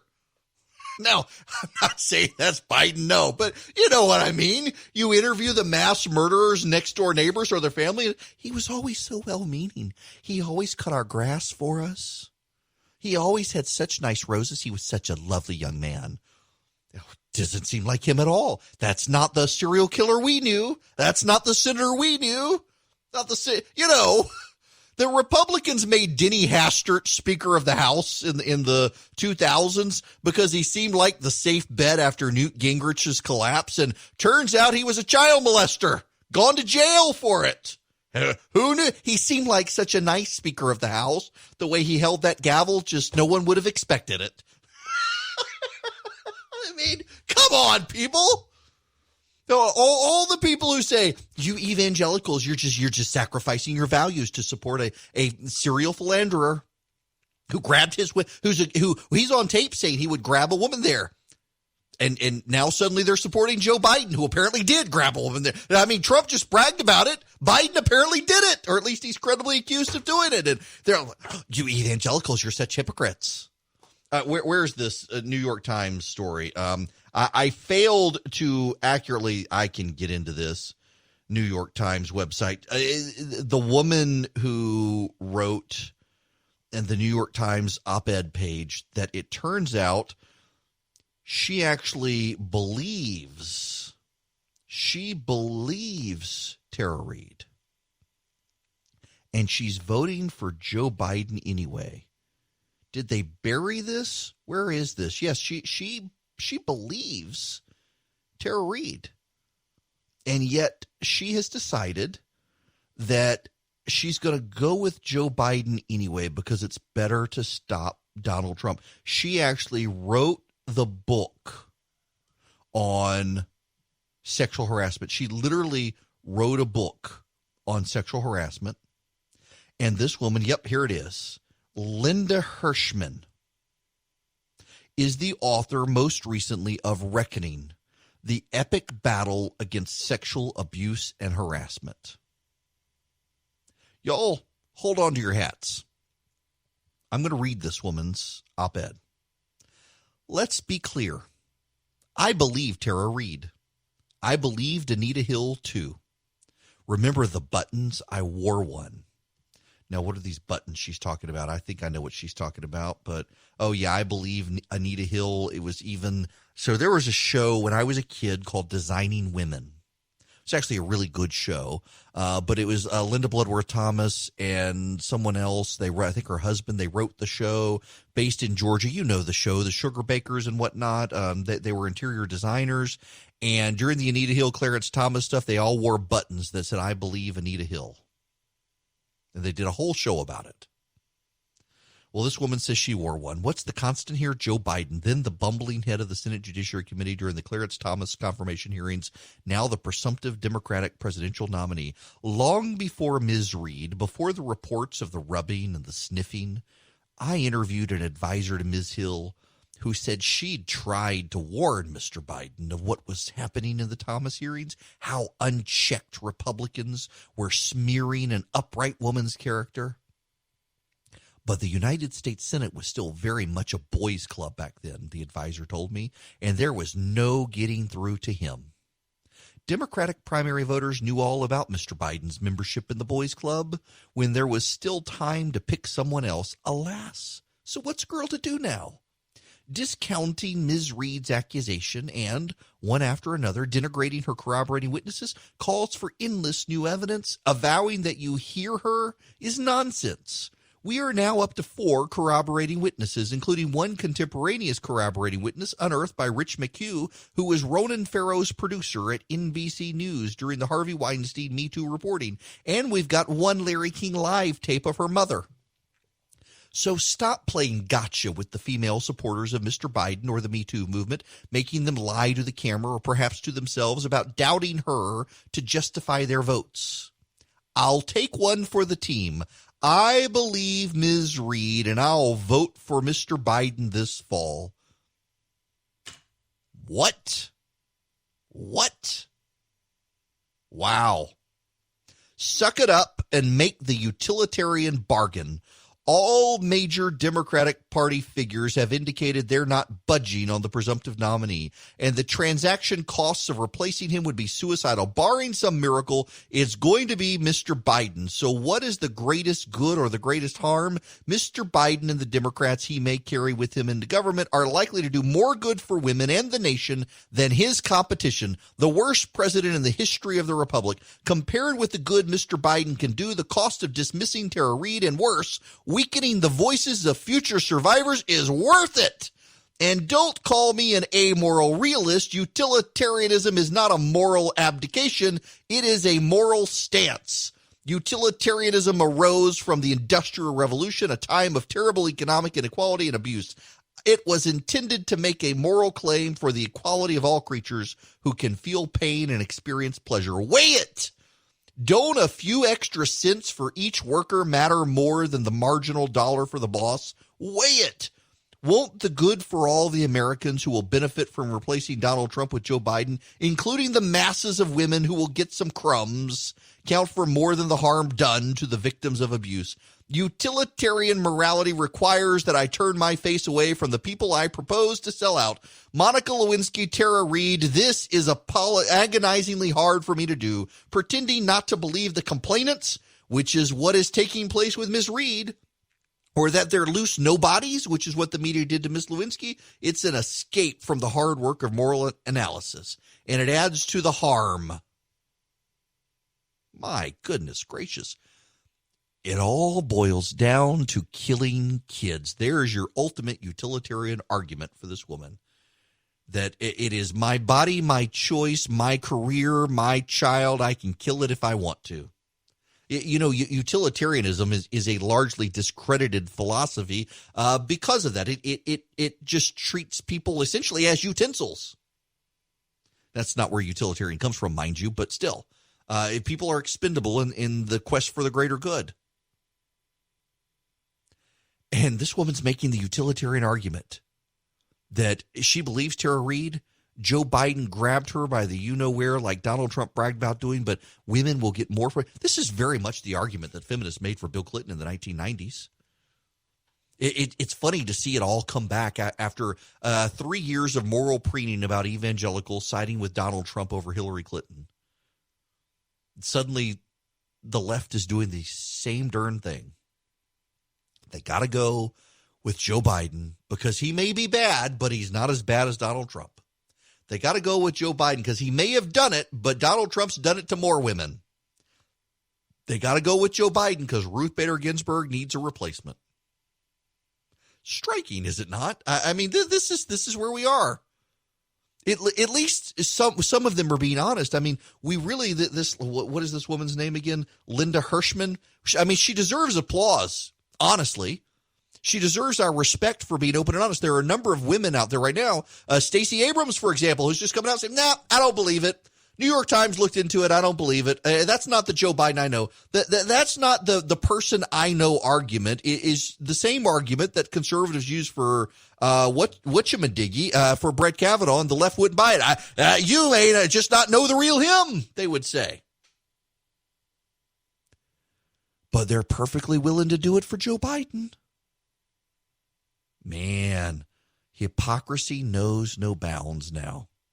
And yet I suspect some of them are still going to lecture. Say, if nothing else, that's the good of this, because I can now use the Tara Reid situation, frankly, when they start lecturing Republicans on supporting Donald Trump, when they start lecturing evangelicals on supporting, how can you support a man like this? Well, you're supporting a man who actually did grab a woman there. Do you not believe all women anymore? Have you suddenly changed your stance? At least I know what I'm getting with Donald Trump. Listen, I argued forcefully in 2016 that if Donald Trump is calling himself a Christian, then 1 Corinthians 5, it makes it very clear that Christians need to not have anything to do with him. But Trump's not actually calling himself a Christian. Others are putting words in his mouth. Donald Trump's a man who said he's never felt the need to repent for anything. That right there should tell you everything you need to know about his faith journey. And frankly, I have my bigger issue is with the people around Donald Trump and not Donald Trump on this particular issue. There are so many Christians who have engaged in a transactionalism in politics. I sometimes think the most subversive act that a Christian in America could do today is to not play politics, or at least not to be an apologist for the president. And there are way too many Christians who are willing to be apologists for the president. I don't think we should. And I know I make friends of mine mad when I go down this road, and I'm going to go down it anyway. So I don't know Todd Wagner. Todd Wagner is the pastor at a church in Dallas, Texas. And I am a big fan of the Preachers and Sneakers Instagram account. If you've never seen the Preachers and Sneakers Instagram account, all he does is he puts up a lot of the famous now prosperity gospel ministers or people who lean that way. And all he does is he puts up what they're wearing, particularly the shoes that they're wearing, and then an image of the shoe with its price tag. Honest to goodness, shoes are not my thing. I did not know that you could buy $1,000 sneaker, running shoe, tennis shoe, whatever you want to call it. I genuinely did not know that you could buy $1,000 shoe. I knew you could buy $1,000 dress shoe. I didn't know you could buy $1,000 sneaker. I had no idea. And there are a number of these pastors in the country who, trying to connect with culture, they wear super expensive stuff. There was one preacher on there who was wearing a multi-$1,000 T-shirt while he's preaching. And the guy who runs the Preachers and Sneakers account, he's very concerned with, he doesn't want people to be judgmental to the pastors who are doing this, but he does want people to ask questions. Why, when most people aren't even going to know that your shirt's $5,000, that your T-shirt is $5,000, why do you feel the need to wear it? What statement are you making by wearing that $5,000? Because you're clearly trying to make a statement. Most of us, when we put clothes on, we're not trying to make a statement. But when you're one of these hip-hop style prosperity gospel ministers and you're wearing $1,000 running shoes and $5,000 T-shirts, you're making a statement, and you intend to make a statement. What statement are you making? And is it the right statement to make? It's a great account. And so he's running. He was doing this podcast with Todd Wagner, who is a preacher. I take it he's Baptist. He's in Dallas, of a large church there. And it turns out that the Preachers and Sneakers guy goes there. And it was great. I highly recommend the podcast, Preachers and Sneakers podcast. And I'm not a big podcast listener, but I love this account. Started listening to the podcast. Great conversations. And he was making a comment, Todd Wagner was, that really one of the questions that people of faith have to ask is, how transactional are you being with the world around you? Are you trying to glorify God, or are you using God as a bank, as an ATM? And Costi Hinn was also on one of the podcasts. Costi Hinn, whose uncle Benny Hinn is the famous prosperity gospel minister. Costi Hinn wrote a book rejecting all of that, came to Christ, is now a great pastor. And he was talking about, are we using Jesus as an ATM? And I would say the same thing in politics. Are we using the president as an ATM? Are we using the president transactionally? And a lot of Christians who surround the president, a lot of his pastoral counsel that surround him, I really think they're way more interested in what he gives them than they are in his soul. A lot of them seem perfectly willing for Donald Trump to burn in hell forever as long as they get some good public policy out of it. And I got real disappointment in those people as well. But there are a lot of evangelicals who support the president largely because they realize the Democrats are coming to get them. Joe Biden actually spoke to the Human Rights Campaign yesterday. He wants to implement the Equality Act. The Equality Act would criminalize Christian doctrine on homosexuality. The Equality Act would largely ban that, and would require Orthodox churches to hire people who deviate from their orthodoxy on sexual issues. And Joe Biden's all for it. I have a real hard time blaming Christians for voting in their self-interest. This woman is at least willing to admit she's voting for Joe Biden for the greater good of the feminist cause. The difference is that she's not going to abide by anyone lecturing her, and yet I suspect she and all the rest of them will continue to lecture Christians for daring to, in their minds, be hypocritical for voting for someone who isn't actually leading the persecution charge against them, as opposed to one who's perfectly happy to hand the church in this country over to its persecutors. It is Eric Erickson here, the Eric Erickson Show. The phone number is 877-973-7425. If you want to see the data from the Georgia Department of Public Health, the daily count, their revised website, if you text the word data to 33777, I'll send you back the link right now. 31,193 cases in the state of Georgia, 5,795 people in the hospital, 1,332 deaths. Keep in mind the confirmed cases and the hospitalizations are cumulative. They're not current. That doesn't mean when I tell you there are 31,193 cases, doesn't mean that there currently are that many. That means overall, since this pandemic began, that's how many cases there are in Georgia. Right now, today, there have been 2 reported new cases. Obviously, that number will go up. Yesterday was 44. The 5th was 132. The 4th was 306. The 3rd, 138, the 2nd, 189, and the first 489. We're still trending in the right direction. Those numbers will still go up, but they go up every day at a smaller and smaller rate. And, you know, a lot of the media right now is sensationalizing this, making it very partisan. Rachel Maddow did an entire monologue last night blasting Republican governors for reopening their states and ignoring all the Democratic governors who are doing the same thing. And a lot of Democratic governors are, by the way. It's not just Colorado. Slowly but surely, states are beginning to reopen. 40 states are taking measures to begin reopening their states slowly and with precaution, some requiring people to wear face masks, some not. And if you listen to MSNBC, you would think it was just Republican governors doing it. You would. I got to tell you guys, so I had to go to Atlanta yesterday, and I headed up there, and I was traffic was more than I was expecting, and apparently it's gotten heavier. It's still not very thick, but it's definitely a little heavier. I had a meeting. I decided to get a haircut. Did my show from my studio up there, which I had to get permission to go in because they don't want me in the building. So I get to be one of those essential people who's so essential they don't actually want to come to work unless I get sick, because I got an evening show in addition to this show. If I got sick, I don't even know how I'd get a guest host. We just have to play best ofs until I got better, I guess. But I was amazed by the lack of traffic. And in addition to the lack of traffic, I was amazed at just how bad the drivers are. I was somewhere north of Forsyth. It was before I got to Locust Grove.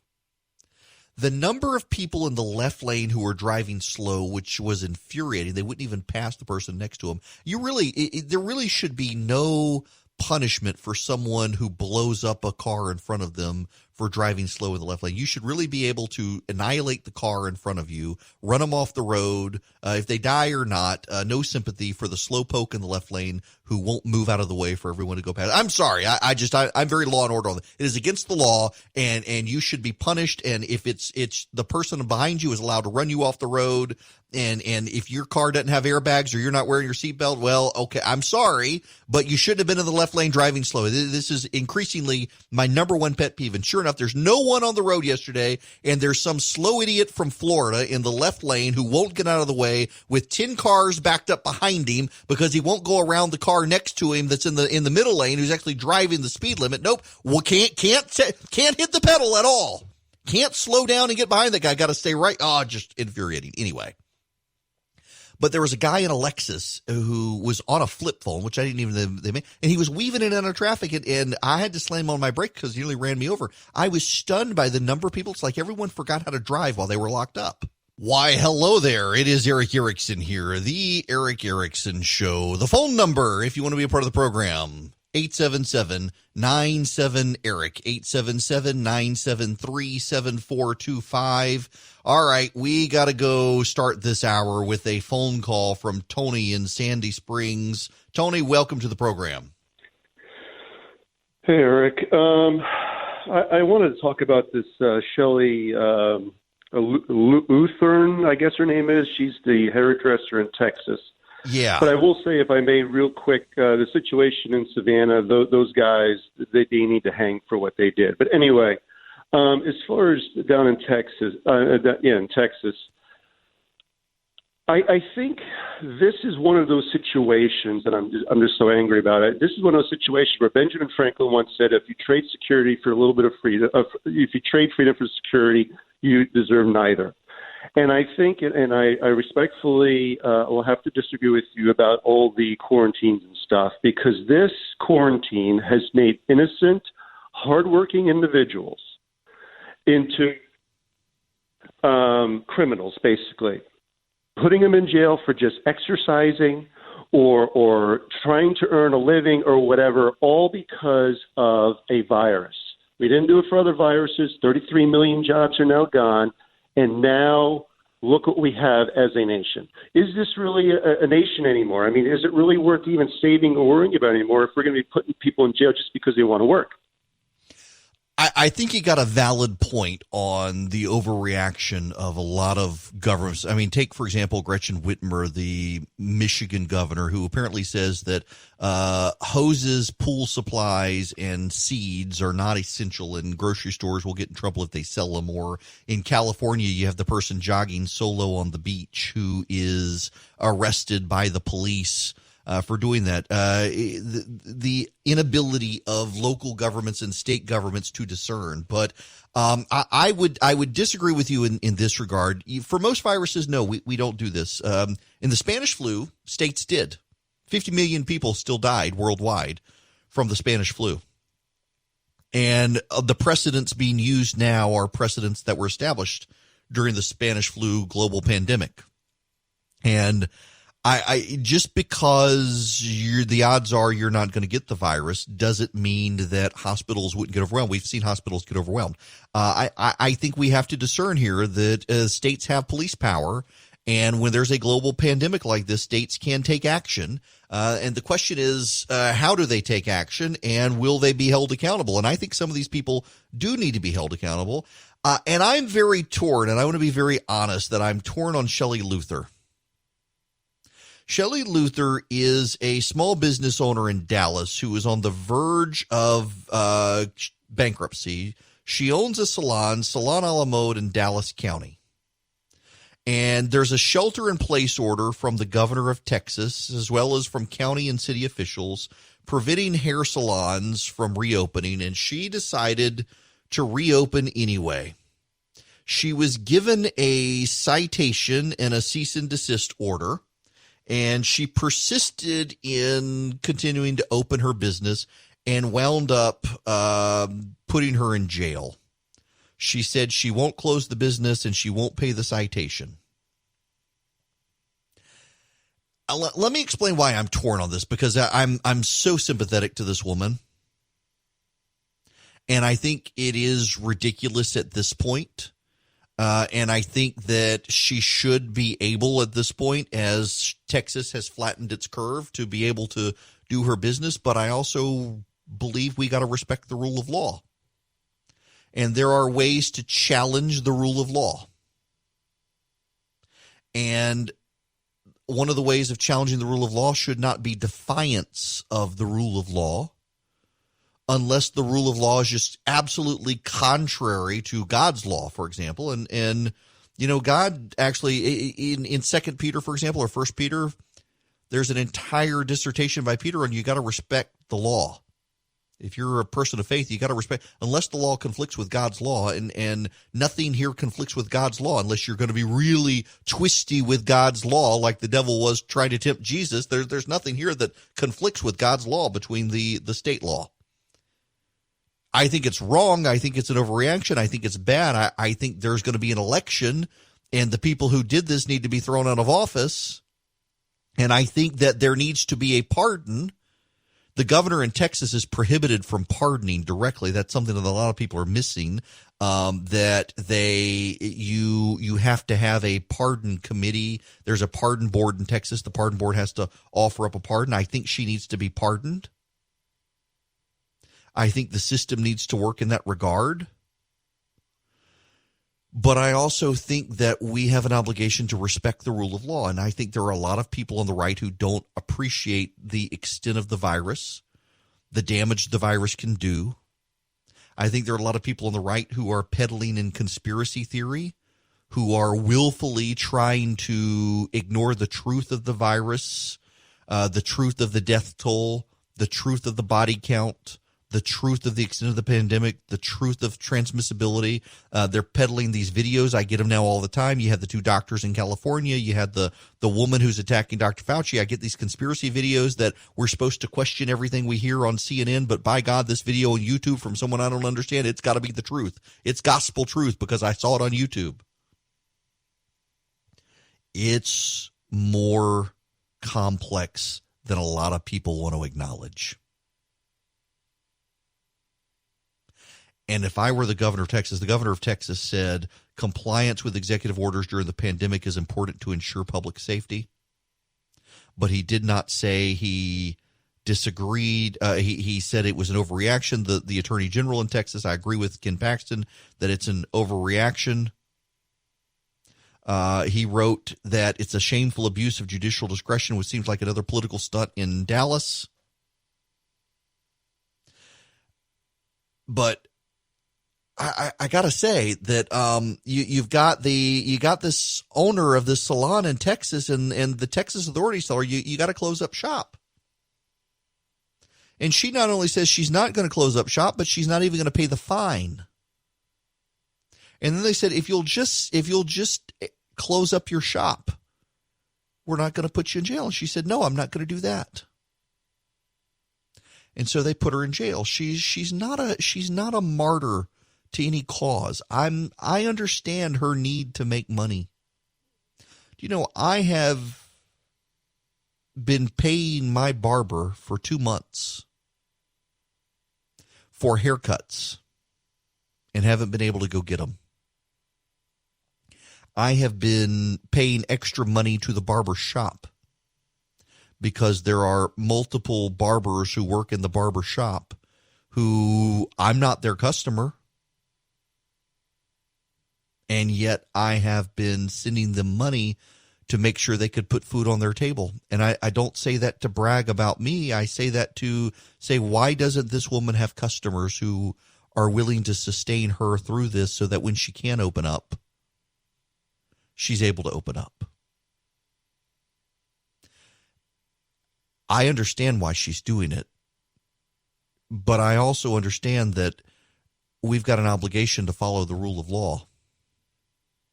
You know, one of the convicting things is this pastor in Dallas that I was listening to in this Preachers and Sneakers podcast says if you're changing what you believe to try to keep an audience, you're making an idol of your audience. You're worshiping your audience.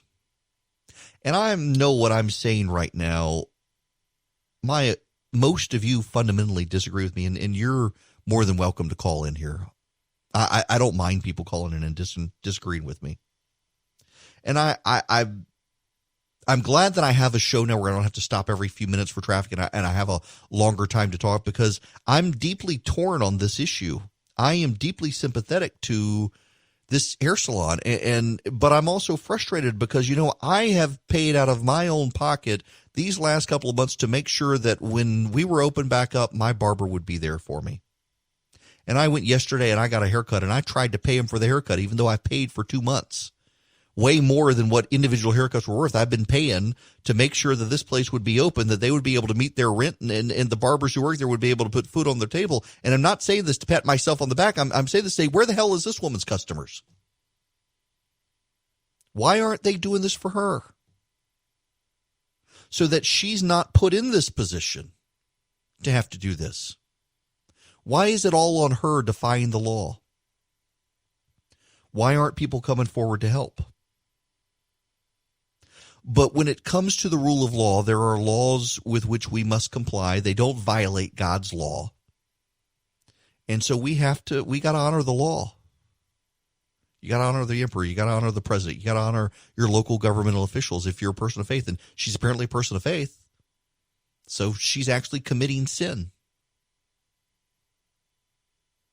It's not easy to say, and I know it makes all of you guys mad at me for not pounding my chest and saying, well, by God, she should be able to do this, and we should break her out of jail, and on, and all the restrictions out there. I get what Ken Paxton, the Attorney General, is saying. As a mother, Ms. Luther wanted to feed her children. As a small business owner, she wanted to help her employees feed their children. Needless to say, these are laudable goals that warrant the exercise of enforcement discretion.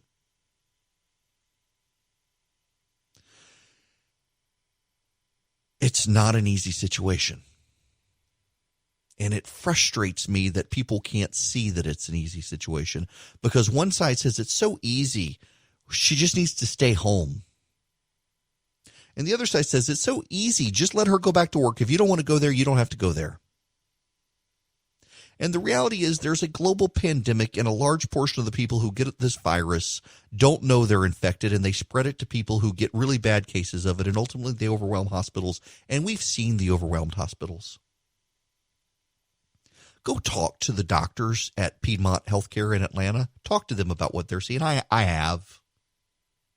Drive down to Phoebe Putney in Albany and talk to them. I notice so many of the people who are proponents of herd immunity aren't out there trying to actually get the virus to build up their own immunity. You go first. It's not an easy situation.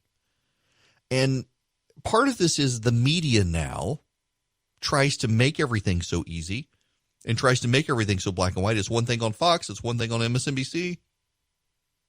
And a lot of these situations are complicated and tragic. And I just want to know where this woman's customers were so that she didn't get put in this position. Where were the customers? Where was the government giving PPP to businesses? Where was the government in this? They failed. The government did fail her.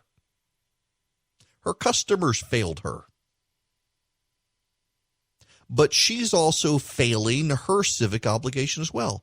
It's difficult. And I got an email from a listener. Let me put this on the spot who's listening right now. It's called civil disobedience in the face of an unjust law. Was MLK committing a sin violating the rule of law? No, because the law that Martin Luther King Jr. was resisting was a law that treated people differently based on the color of their skin. And the scripture is very clear that there is neither Jew nor Greek. There's neither male nor female when it comes to God. And the law should treat everyone equally, and the law did not. The law in Texas treats everyone equally.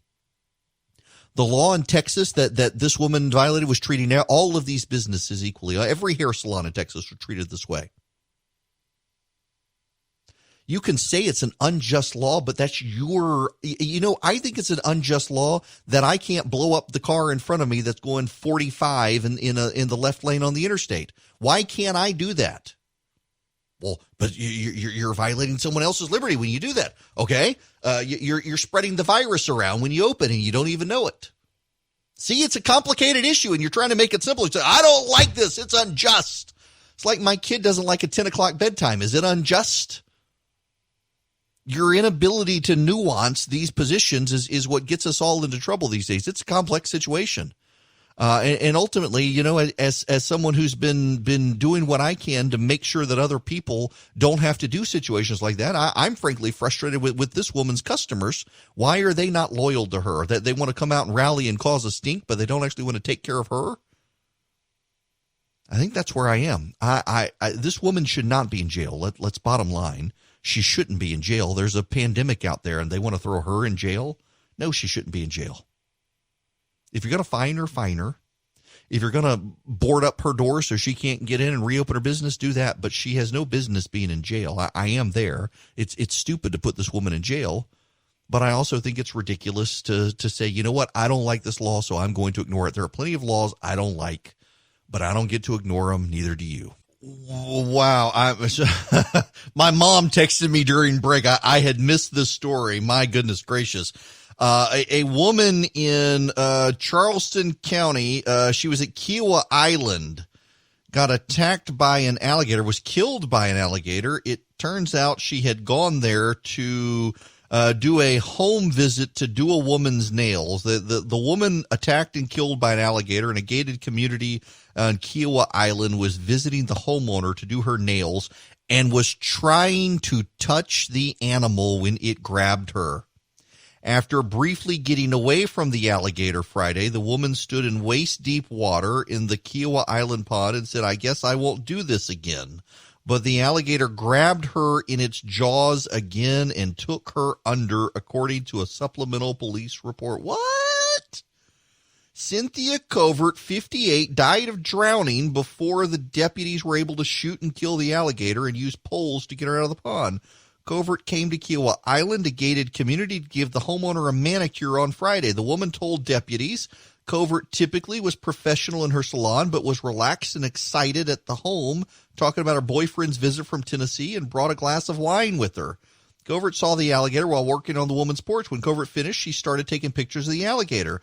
The woman and her husband started screaming for Covert to get away from the alligator because they saw it grab a deer a few days earlier. Covert said, I don't look like a deer, and reached to touch the alligator when the animal attacked. The husband and neighbor grabbed a rope and threw it to Covert when she surfaced and stood in the pond. Covert grabbed the rope and said, "I guess I won't do that again," and she was pulled under by the alligator. Deputies and firefighters looked for Covert for 10 minutes before her body surfaced. The alligator took her back under once. When the alligator surfaced again, a deputy shot the animal in the head with his 9mm handgun. Covert's leg was severely damaged. An autopsy determined she drowned. Third person killed by an alligator in South Carolina in the last 4 years. What the? I'm baffled. I'm baffled. Let's go to the phones. Robin, you're going to be up next. Welcome to the program. Yes, I know you real quick, and I saw related to your comments just a while ago. What if you are supposed to be homebound and they catch you back camera that you are out? Should you be fined for that occasion? And also, I want to ask a question as far as the graduation is concerned. Do you think that it should be viral as far as instead of having the folks come out and they can just put all those pictures of the graduates on camera?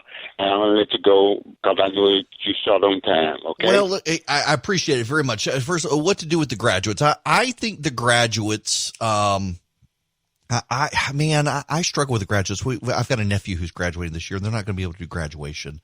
In fact, Mercer asked me to film a little thing for the law school class, and I don't know what to do about the graduates. Our school is put off graduation until the summer, and I think they're going to need to work to reschedule it. On the other, now I don't think if people who are supposed to be homebound or out and about, find them. If some states are going to do that, thankfully Georgia's not.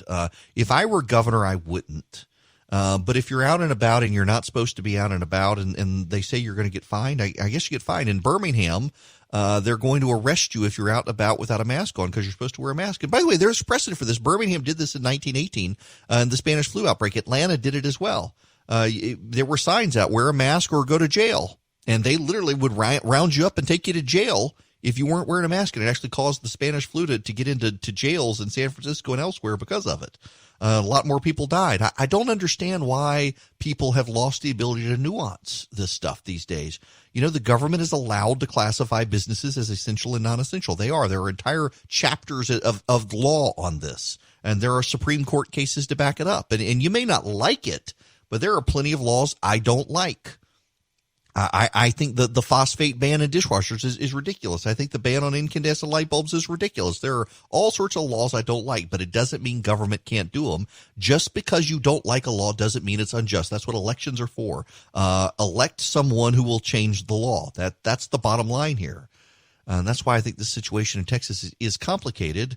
And I'm super sympathetic to the woman, but I also think the rule of law has to be protected. And we go down a slippery slope when we decide, well, I don't like that law, so I'm going to ignore that one because in my opinion, it's unjust. This is what a democracy is for, people. And apparently we can't even be a democracy anymore because it's all about each of us as a democracy in and of our own selves. Use the election process. At the risk of riling you guys up more against me and losing my audience, let me just say that the argument that a lot of people are using to justify Shelley Luther reopening her business because she needs to feed her family is the same argument that illegal immigration advocates use to justify illegal immigrants crossing the border. They just want to take care of their family. It's the same argument. Well, she's a citizen. Well, it's the same argument. You may not like it, but and that's why I think the rule of law applies to the illegal alien who shouldn't come here and break our law to get here, and also to people who are here. Now, we'll move on from there because there's a story you need to know about here in Georgia.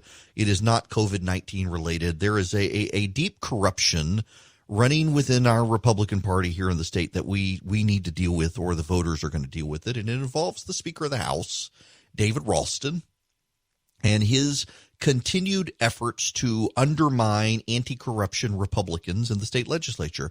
Ralston is holding a fundraiser for a woman named Marcy Sackerson. Now, if you're in the legislature, you cannot raise money right now because the legislature technically is still in session, even though adjourned, so you can't fundraise.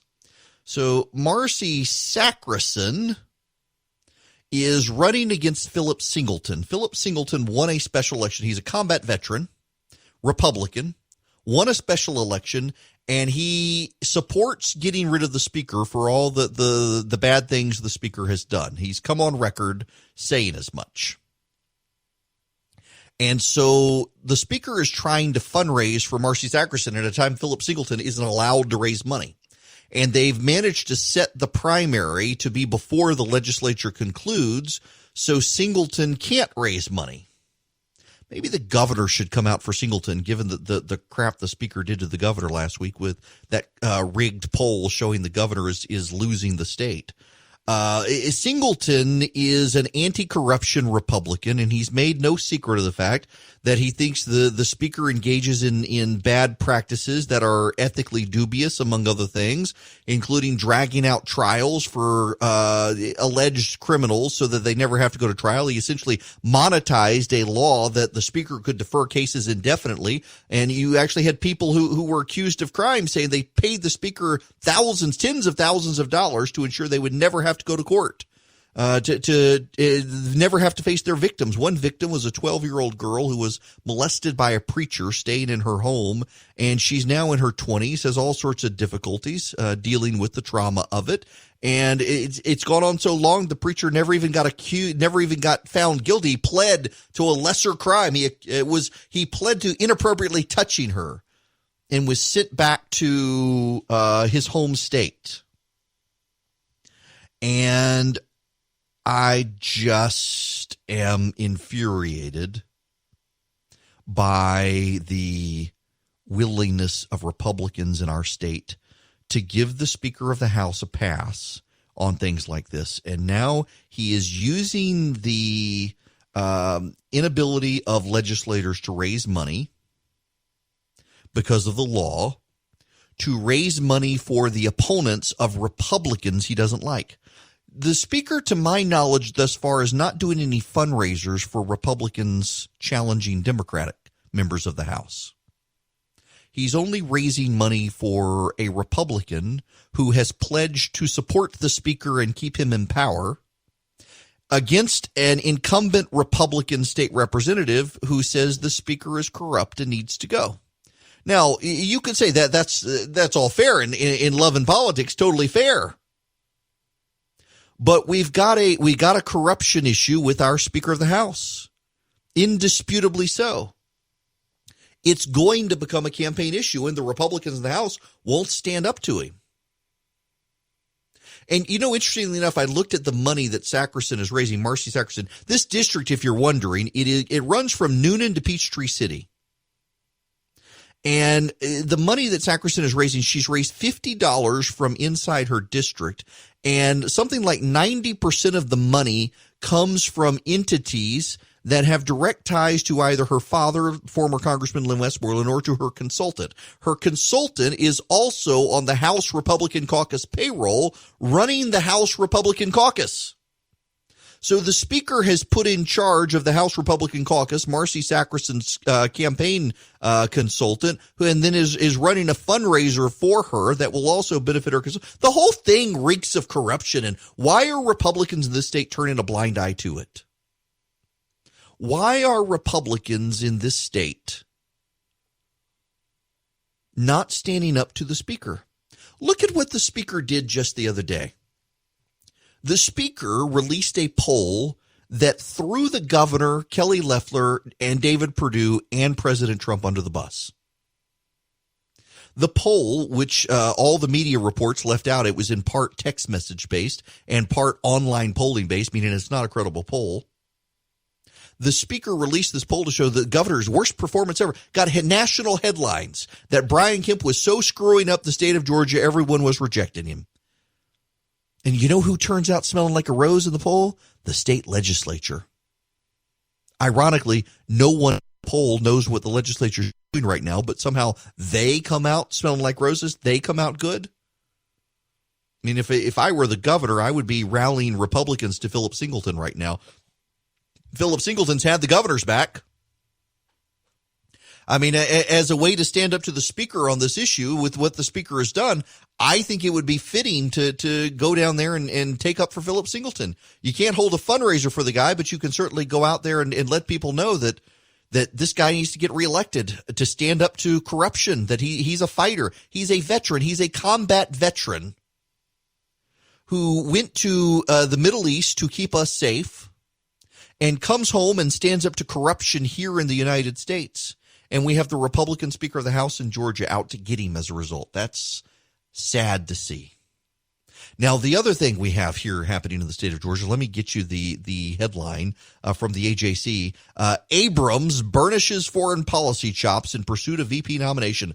No potential Democratic nominee for vice president has jockeyed more publicly for the position than Stacey Abrams. And now the former Georgia legislator is trying to shore up one of her biggest perceived weaknesses, foreign policy, as Joe Biden nears his decision.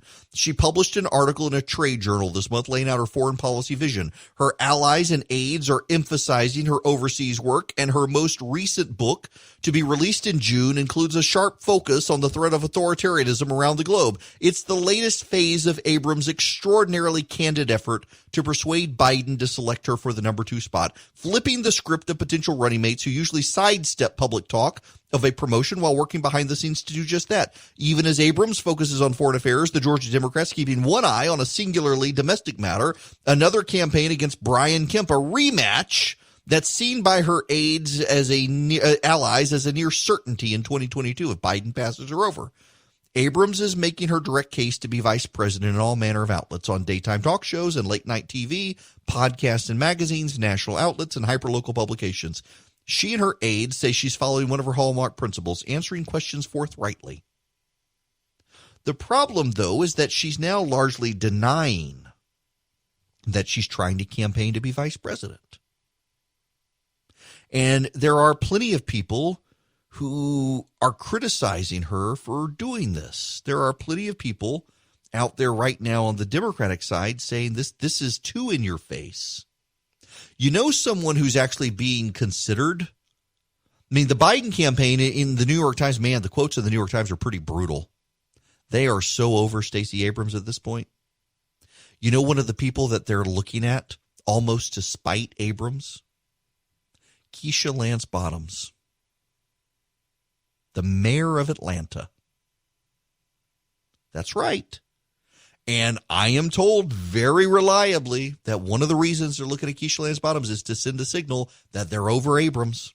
And Keisha Lance Bottoms, unlike Stacey Abrams, has been loyal to Joe Biden. Remember, when Joe Biden first announced, he said that he may need to come out of the gate with a potential running mate, and Stacey Abrams is who he likes. I'm not interested in that job.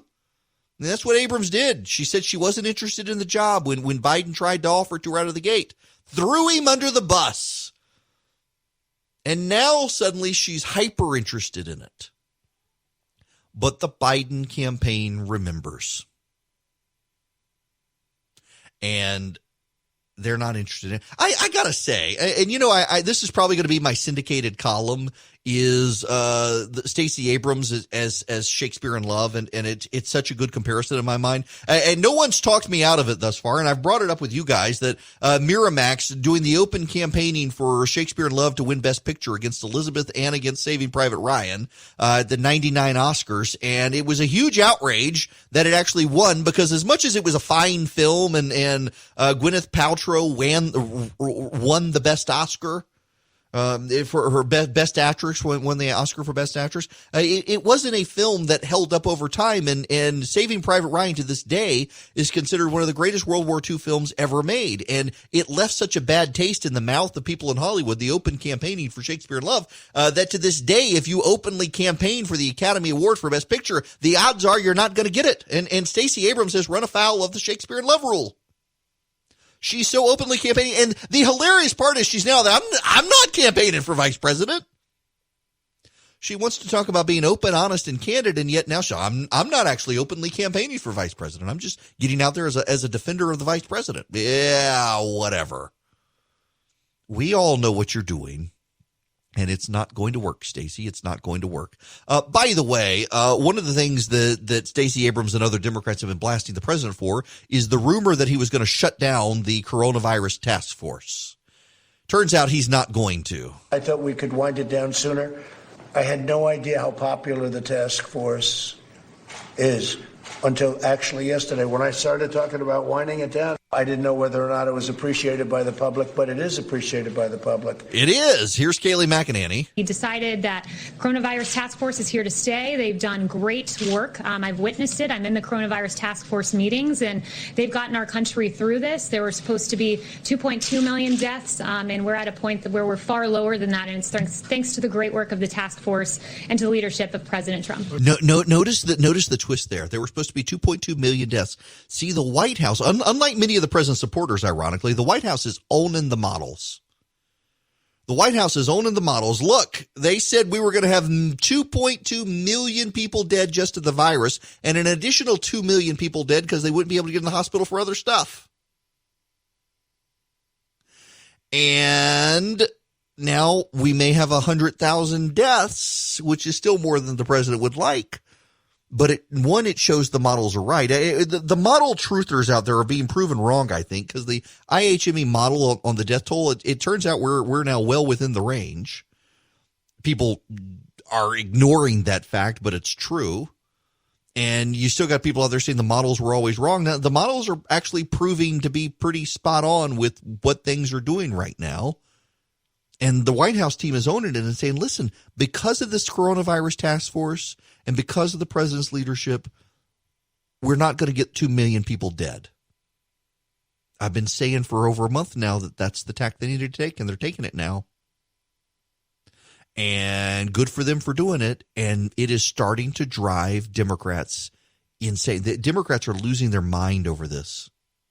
They are furious with this. And it is going to be by June, you're going to have, I mean, you've already had Chris Hayes on MSNBC. You're going to have more Democrats coming out and saying, what if they misled us with the models all along? What if they misled us with the models so that we would never realize how we always would think it was going to be way worse than it actually is so that the president would look good. I mean, Chris Hayes on MSNBC actually tweeted that out a while back. We talked about it here. And you're going to have more of them say that. What if the models were always overinflated the death toll so the president comes out smelling like roses? The very people who told you not to dispute the models are now going to come out and dispute the models because it doesn't serve their political interests. Very much like I continue to maintain some of the most prominent voices on the left demanding we all stay home, want us to stay home so the economy doesn't recover. We're going to have to deal with this issue, by the way. We really are going to have to deal with the issue of these people saying we got to keep the economy shut down forever. We can't keep the economy shut down forever. What they want to do is to never let a crisis go to waste. They want to wreck the economy and say, hey, we got to have socialism now. You know that's out there. Now, look, I think it's a minority view, but I think it's a growing minority. I think just as these Democrats are willing to say, you know what, who cares what Biden did to this woman? We got to beat Trump. Who cares what happens to the economy? We got to beat Trump. If you can do that with someone alleged of attacking a woman, you can do that with an economy. And I bet we're going to see it. It is me, Eric Erickson. The phone lines, well, we're almost at the end of the show, so they're closed. Let us see. What have I forgotten to talk about? Oh, the Supreme Court flush. I didn't get the audio of it, but so the Supreme Court is doing these oral arguments by phone, and in the process, someone was on the call and flushed. In the middle of an attorney making an argument, someone flushed the toilet. Now, one of the other things is so the way they're doing this is actually kind of interesting because you can't go to the court right now. And poor Ruth Bader Ginsburg has been in the hospital. She just got out again, and she is trying to hold on until a Biden presidency. God bless her. I actually really do admire. Yeah, I mean, I absolutely disagree with her. Her jurisprudence is horrible. Man, does she have she and Sotomayor just have ruthless hatred for people of faith in their opinions. And she totally misrepresented Obamacare yesterday at hearing. But you got to admire a woman that old who gets up and goes to work every day as best she can, is working from a hospital bed if she's got to. She's just got a tenacious work ethic. And you got to just admire work ethic in people like that, whether you agree with them or not. I always admired that she and Antonin Scalia, who so vehemently disagreed with each other, could still be friends. And she's doing this. She's been in the hospital, and she's just holding on for a Biden presidency. And one of the best gifts we could give to America is to make sure there isn't a Biden presidency, frankly, and move the court further to the right. But she's going to hang on, and polling out there isn't great for the president, so maybe she'll get her way. I don't know. Hopefully the polling changes. But nonetheless, they're having to do oral arguments by phone, and someone flushed a toilet. While all of this is going on, Sonia Sotomayor cannot seem to figure out her mute button. The way they're doing is typically what happens is you get, I think it's a 10 minute opening, and then you get 15, 20 minutes of questions. Maybe it's 15-minute opening and 15 minutes of questions, and you get to close. And they get 2 minutes to make an opening statement uninterrupted. The lawyers do now. Typically what happens is they start to make their opening statement, and the justices immediately go to questions. And so the 30 minutes is wiped out by their opening statement, and they don't actually. I said that wrong. They get like 30 minutes, and they typically spend a few minutes making an opening, and the justices just jump in and start asking questions right away. So now what Chief Justice Roberts has done is he's telling the lawyers, you get 2 minutes to make a concise opening, and then each justice gets 2 minutes to ask questions. And then if there's time, we'll go to follow-up and go through it that way. And it's become very orderly. But poor Sonia Sotomayor cannot figure out her mute button. And so you have this audio now every day during these oral arguments of the Chief Justice saying, Justice Sotomayor, Justice Sotomayor. And then you say, sorry, Chief, the mute button. And then during the oral arguments yesterday, someone wasn't on mute and flushed the toilet, and it has become a thing. It actually is kind of funny. The way all of this is playing out is something, I forget who said it. I cannot remember who said it, but somebody said this great quote that you can never get the right perspective on current times. You always have to look backwards. And I do think that the history books of this era 100 years from now, well after I'm dead, the history books on this era are going to be nuts. The stuff that historians cover, how everything turns political. Everything is political now. What you think about the virus is political. What you think about the shelter-in-place orders is political. What you think about where you eat is political. What you think about your food is political. What you watch on TV is political. Where you live is political. Everything is political these days. It's the most annoying trend. As religion has declined, the thing that has filled its void is politics, and politics, as a result, has become religious. There are now rites and sacrifices and dogma and sacraments and you name it, everything has become political, and politics has itself become a religion for way too many people. On the left and the right, by the way, very much so on the left is they go out of church. Politics and protest now has become their religion. But, man, a lot of cultural Christians these days have turned religion and politics into one thing as well, which is kind of just sad to see.